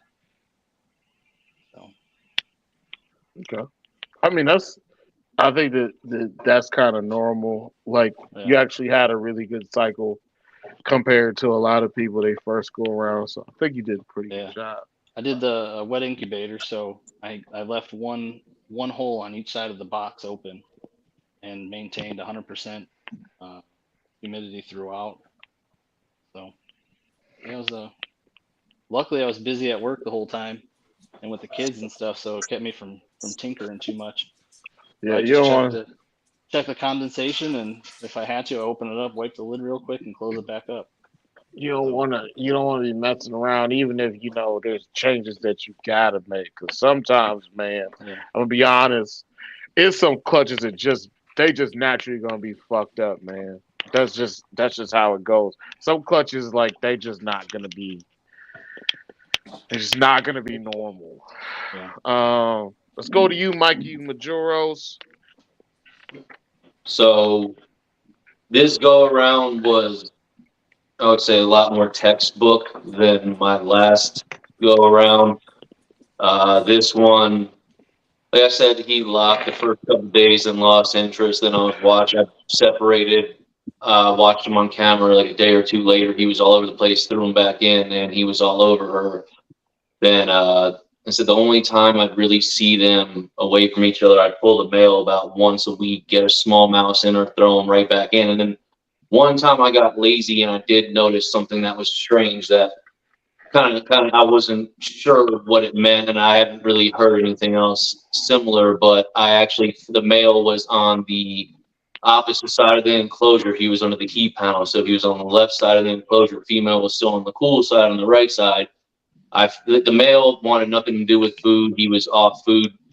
I fed her a small mouse, and right as she was basically getting the last bit of the tail down, all of a sudden the male woke up. He started tongue flickering, and I'm like, oh shit. He started going directly at her, and I'm like, okay, he's smelling it. This is not good. He's gonna go at her face. And dude, instead of going at her face, like he literally just went up to her, sniffed. And I don't know, because this was like weeks, if not a month or two within him breeding her. I don't know if that last little bit of meal or something released some pheromones or some shit, because instead of her like going at her in a food response, he automatically went right back, like from dead ass asleep to courting her. He started cuddling over her, draping over her. And then that night I started seeing locks again. But like he went towards her as it was almost like a food response, but dude, he just went straight into hump mode after that. So that was a weird little situation. You got some energy. You got some room for you. You got some room. Something, dude. Yeah. But get this thing in you. I know you like football. Sometimes you got to give it an eye. Yeah, you gotta get You know what's up. So this time I got wine and dine and grind. Sorry, Miss Llamas. My bad. Oh yeah, I'm sorry, Marcus. I mean, Miss Barbosa. My bad. Sorry. We're gonna not say things like that no more. You know how Marcus get out. No, she don't. Marcus, don't say something like that. I got work in the morning, guys. I gotta cut out. Okay, Marcus. Well, we appreciate you for For following sure, through, man. You. And you have a good night, brother. I'll talk to you tomorrow, guys. Hey, have a nice day at work. Yes, sir. See ya. Yeah, have a good one, guys. Later. Peace. He got to get up out of here. Mama can take that belt off. No, you said before we started the show, he probably wasn't gonna be here to be the entire show. But it's all good. It's all good. We appreciate Marcus. Let's go, Mr. Majoros. I actually got a pre-leg shut, like I was saying earlier. So the only consistency I have, and I kind of started throwing around a little different ideas. So last clutch, I did 2 smaller meals and then a small rat as like quote a trigger meal. This year I did first meal a weaned rat, then small mouse. So it was 3 meals, refusal, and then 3 weeks later I got an ovulation on both clutches.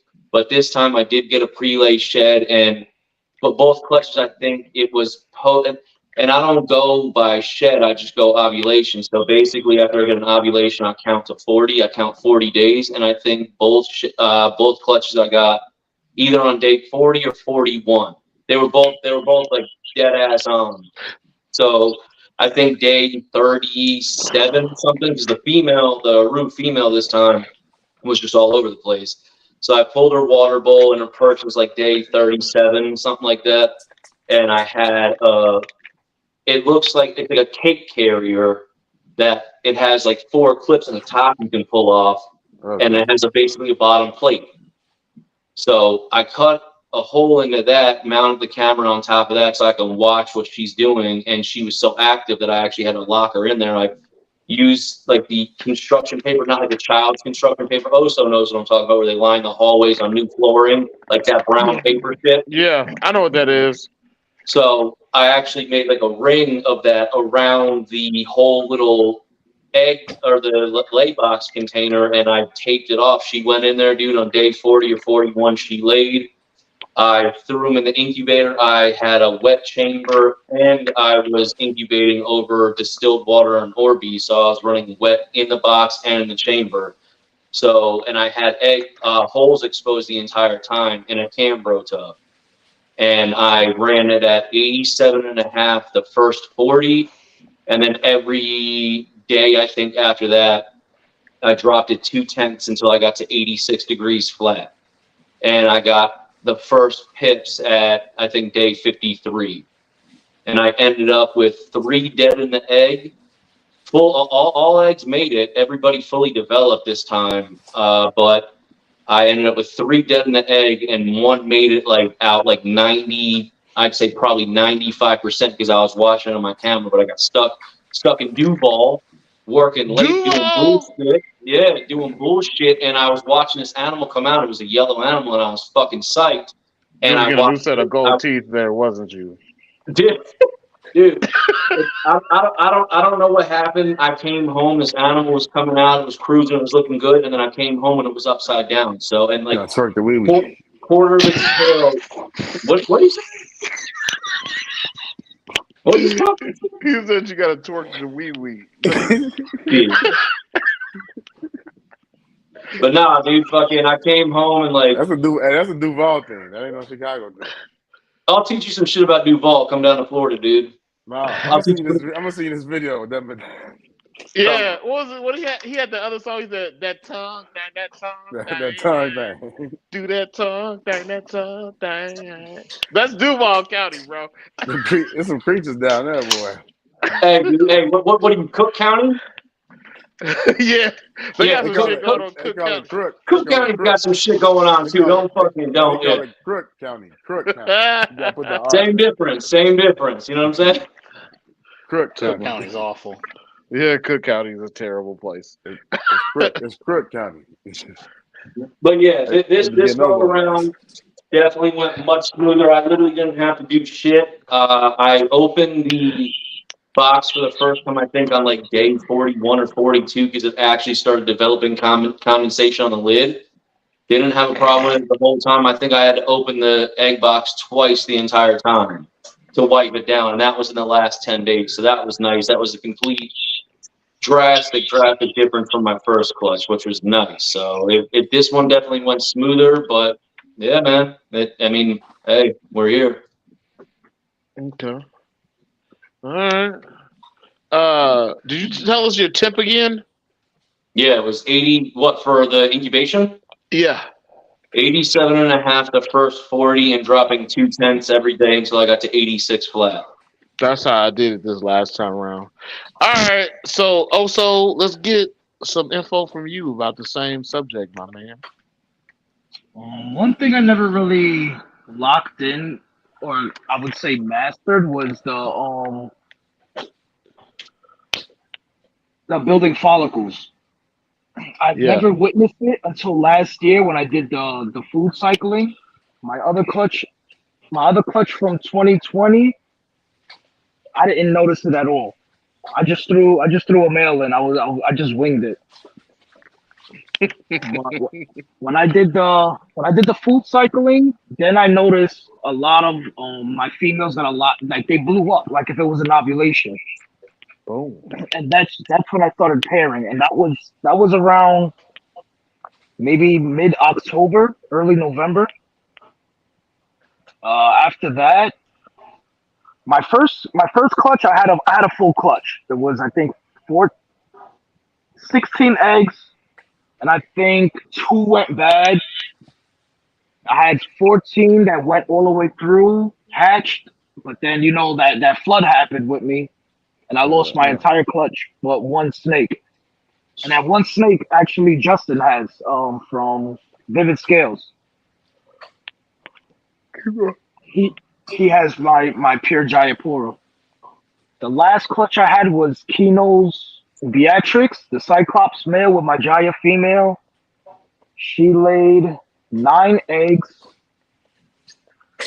but 3 or 4 days after, all the eggs just died, except for 3. I had one that was 2 that hatched from the eggs and 1 died in the eggs. So I had 1 yellow, 1 red that fully hatched and everything perched, which I still have. And I had 4 eggs, 3 hatched and one died in the egg. So I had 2 reds and 2 yellows, but one of the reds died in the egg. What's going on? I really don't keep track of everything. That is too time consuming with work and with my regular personal life. Yeah. I just count from after Can't take ovulation. unlimited nut shots. Huh? Yeah, I just count after ovulation and after pre-May shed. I don't really keep track of everything else. And once you go for food, I already know.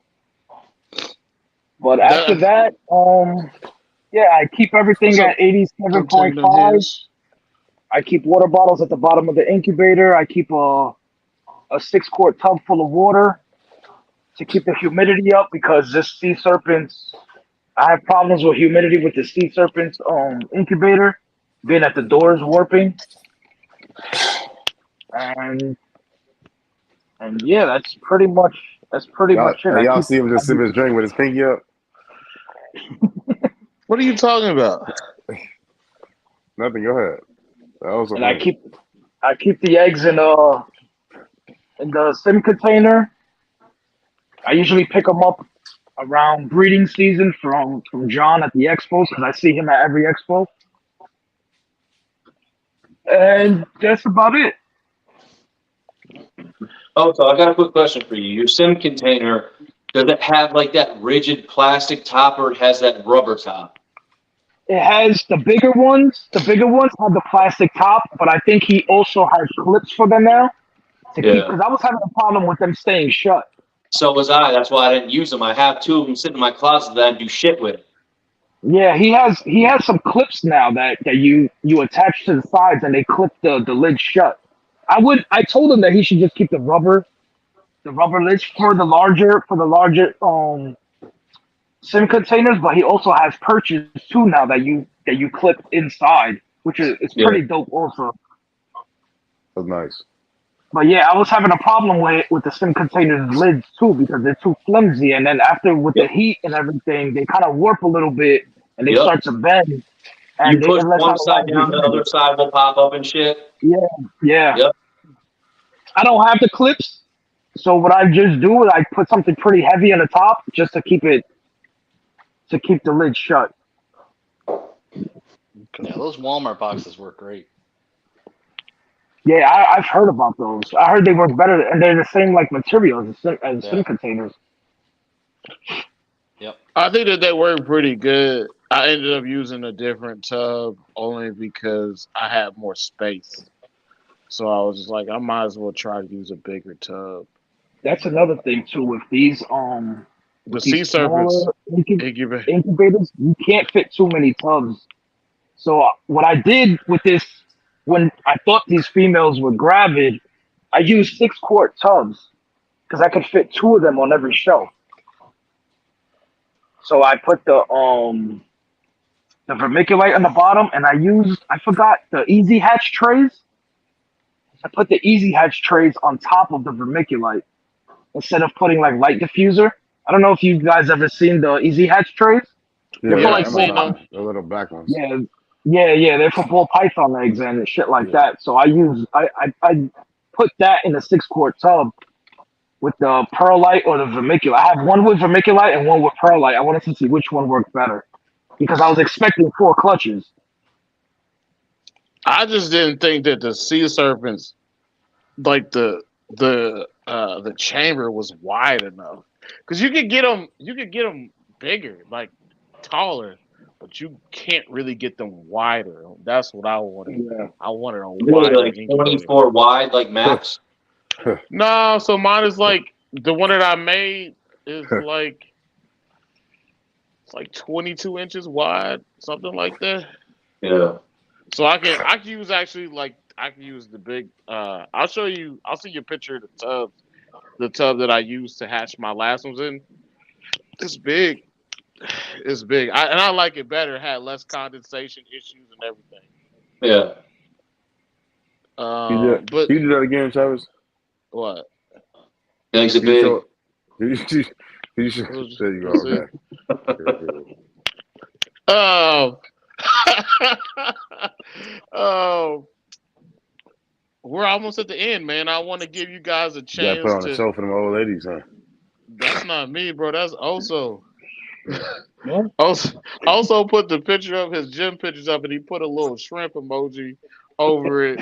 And he's just like, if you want to see more, you gotta subscribe to my premium VIP OnlyFans Nah, to get nah, to get the picture without the shrimp emoji. nah. You got the shrimp emoji right. I do put the shrimp emoji over my pic, but ain't no premium. So Yo, y'all, somebody gotta pay. Somebody gotta pay for these snakes. Yeah. well, He well, also be well, like, he like FaceTime $15. Um, with the menu, send the menu. send the menu. All right. Oh, Hey, so we titled. Wait, hold on. Because I got it, John. We titled uh, this "Leaders of the New School." So I would say give y'all. Can y'all give one piece of advice to new keepers and those keepers that are long time keepers as well, trying to put their toe in that breeding pool. Give yeah, us I like that. some advice to both people. I mean, I Which would one just was the say first one? Shrimp. go I mean, slow. you can go first if you want. I'll let them go first. Nike Marsh. Let's see that shining. Yeah, I would just say go slow and buy Neos. Yeah. You know, take your time, figure out which ones you like. It's hard to do because I know I didn't do it. But everything that I bought that was older, I mean, I got burned on, either died or was sick or whatever. So buy Neos, go slow, start it out right so you don't have any problems later down the road. Huh? And listen to what people tell you. Don't be idiots. Yeah. Unless they dumb. We have that trying to reinvent the wheel. Yeah. Yeah, don't mess Uh, with them. Just leave them alone. I mean, really. they don't want to Unless hang you, out with you, bro. I mean, take them out, every once in a while, let them move around so they can go to the bathroom. Go take them outside so they poop and get some exercise. But outside of that, He give do them talk. water, He do talk. I don't know feed what's them, wrong with and that man. leave them alone. Less is more. All right. So, Mike Margeros, what you got, player? yeah. Give us some No, advice for the new people coming in. I 100% agree with what you just said. The main thing is to honestly be patient, dude. Like, anytime I've ever had real issues or problems is because I tried to force shit or rush some shit. Like, when I actually took my time and took a step back and watched what my animals were doing, that's when I started seeing success, is when I was listening to my animals, watching what they were doing. That was the main thing. When I thought I knew better than what my animals knew, that's when I had problems. When I started watching my cameras, and all of a sudden I'm like, oh, the male is doing this, or this is happening, or this is happening, and that helped me a lot. That would be my Love you two too, boy. biggest things: is take your time and listen and watch your animals and see what they're telling you. Okay. Mm-hmm. Nutshot also, what's up? I Put the would package on say, display. Ugh. I would Undisgusting. say do the research. I see in too many, especially in the Facebook groups. People buy their first chondros and they're like, Land of they got them, dildos. they got them all on like What? paludarium enclosures, and Yeah. then they're wondering why their snake is breathing hard and catching RI, or it's got like they do the bioactive, they got the dirt, a mouthful of dirt, Yeah. and it's Or I like, just bought a $2,000 snake, so I'm an expert in this, and I know more yeah, than you do, even though and you have more snakes than me. they don't want to take the advice. They don't want to Yeah. take the advice from people, and then if you've been in them chondro groups on Facebook, these people are harsh. They don't give a fuck. Yeah, and they're usually not doing much either. It's a So it's bunch like, of we all people been there with where we one just, snake thinking that they're the yeah. fucking Yeah. geniuses, bro. And Yeah. I'm not gonna lie, I did that when I first got my first Biak. I put it in the fucking bioactive. It lived bioactive for like 3 years, no problems. But then when I started getting more snakes, I can't keep my extra coverage now are for like my vipers and shit. I But remember that. but yeah, I would say just do the research. And a lot of people want to just buy two adults and just pair them up because everybody wants to breed. Nobody wants to take the time to learn their snakes. Yep. Everybody wants to be a breeder, so everybody's just buying a pair of wild caught adults and then just pairing them, and then don't know what to do with the babies or don't know what to do with incubation or the rest of the process. And if feeding hatchlings is a fucking bitch, bro. It's a fucking pain in the ass. Bro, I still got my Neos are a year old, and my yellow one's about a sub-adult right now, and the red one still looks like it just hatched. Yeah, it's just like that. I got a big ass yellow one. No Diddy. I got a big ass yellow one. Then this thing is a fucking monster. I got two of them that are like this, and I'm just waiting to see if they turn out like the other yellow ones. But I look at that one. I look at one of my reds. I'm just like, this weak ass motherfucker right here. Yeah.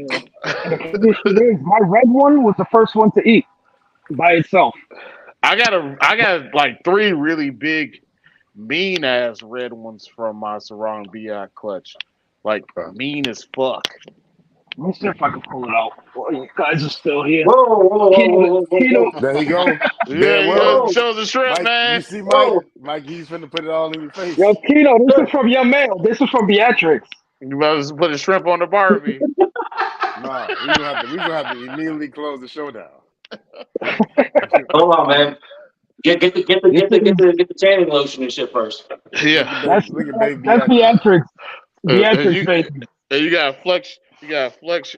You gotta flex. It's Delt, bro. Flex that deltoid. Your deltoid. Flex that shit and put your package out at the same time. Yeah, that was, and they're both a year old. That was the red one. This is the yellow one. Look at the size difference between the two. Wow. Yeah. This is also Beatrix. Offspring. That was probably a female. So. It's so crazy. I remember when Keno found out Beatrix had a ding-a-ling. He was so sad. Yo, he put it up for sale. First day he found out. I was pissed off. And you know what's crazy? That's for like 2.5 years straight. I was like, "This is my lady." Before I knew who Keno was, I was attached to that snake. I was like, "Yo," sell me that snake. He's like, nah. As soon as he found out it was a male, that shit went right up for sale on Morph Market. Get this motherfucker out of my house. I went up in there. It was like 22 months old. I went up in there. That's our fresh shit. I was like, oh. I was like, yo, you a fucking sellout, bro. Oh. That was like your mascot of your page. Hey, he was just post 24/7. Hey, look, it's like when you go to the far East Coast and and then you get whipped. Somebody whip out something on you that you don't think is there. So you got to get rid of it. I ain't naming no countries or nothing. Mikey Marsh, do you wax that? Pause. Wax what? My head? Your hair. No, there's some hair there. No, I see you in person, and it's usually dull, but that's Yo, don't let this man attack you. Anyway, it looks like they put the spit shine on her. Don't let him. Listen, if you shammied it, it's whatever. I'm gonna send Keno some lens wipes over there so he can clean his sunglasses finally. Yeah, get those smudges off. Look like looking at those smudges. You got some baby oil on them glasses, bro. He looked like he passed his sunglasses around at a daycare center, and all the little kids took turns with him. That's not gonna change the fact that your hair looks like it's dipped in a whole vat of baby oil. Oh man, that boy is shiny, like Crisco melted. He's literally a beacon of the community.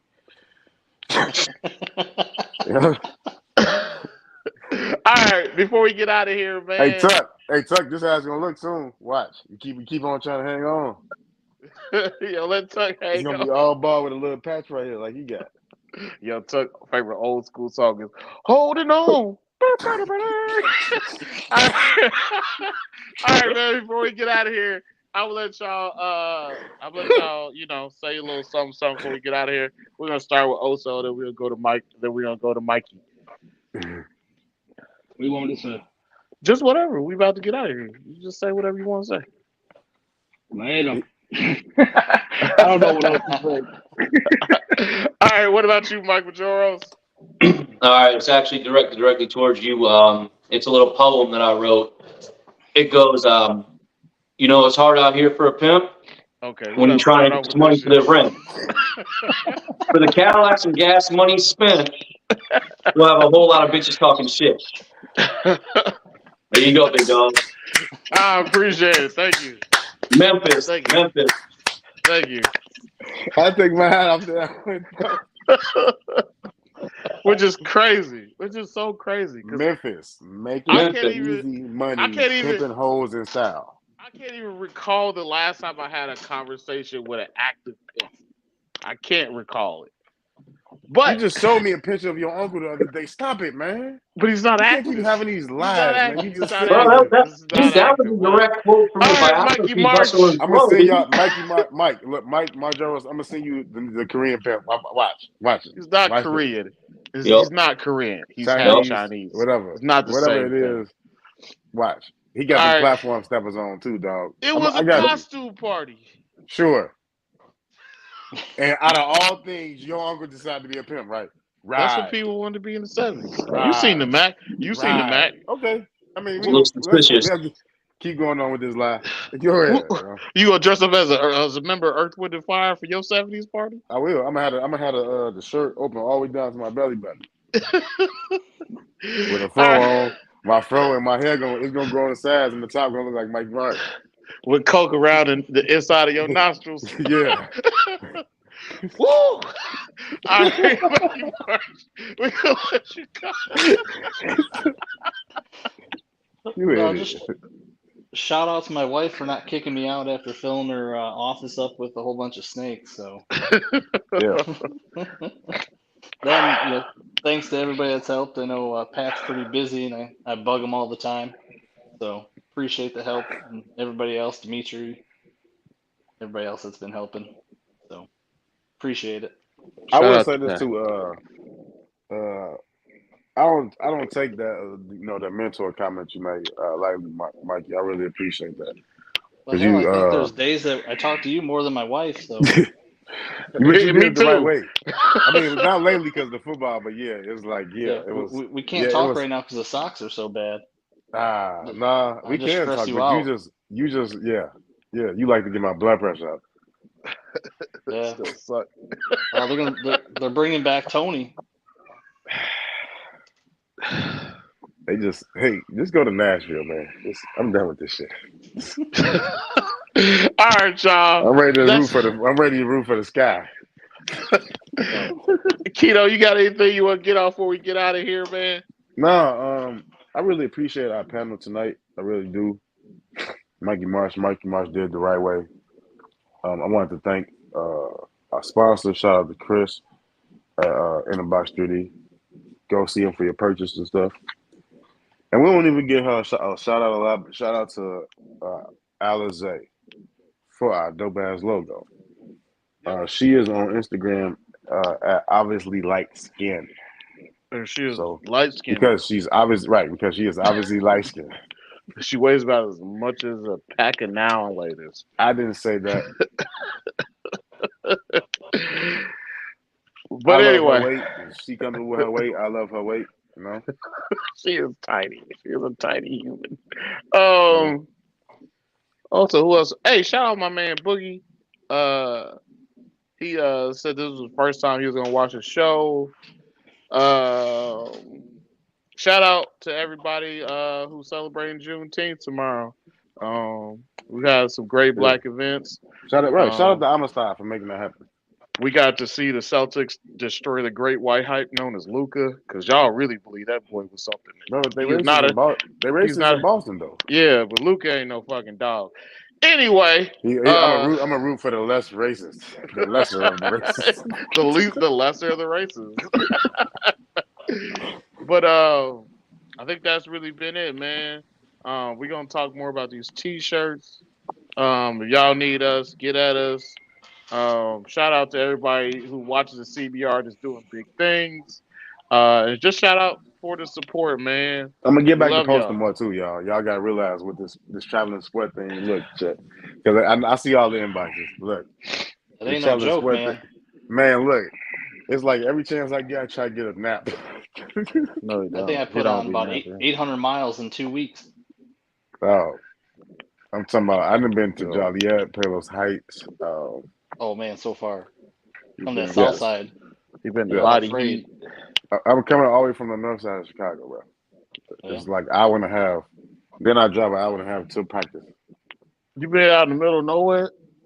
Bro, I've been everywhere, man. Do you be stopping at them little porno stores on the side of the road? No, but what I do have been doing though, I've been stopping on the side of the road for fireworks. I did I something was about to outstanding say this that's a week, big y'all. ass box of cinnamon lube. No, this is a big ass firework. This was like $150 firework, right? This was yeah. I got a bunch of stuff. All right, y'all.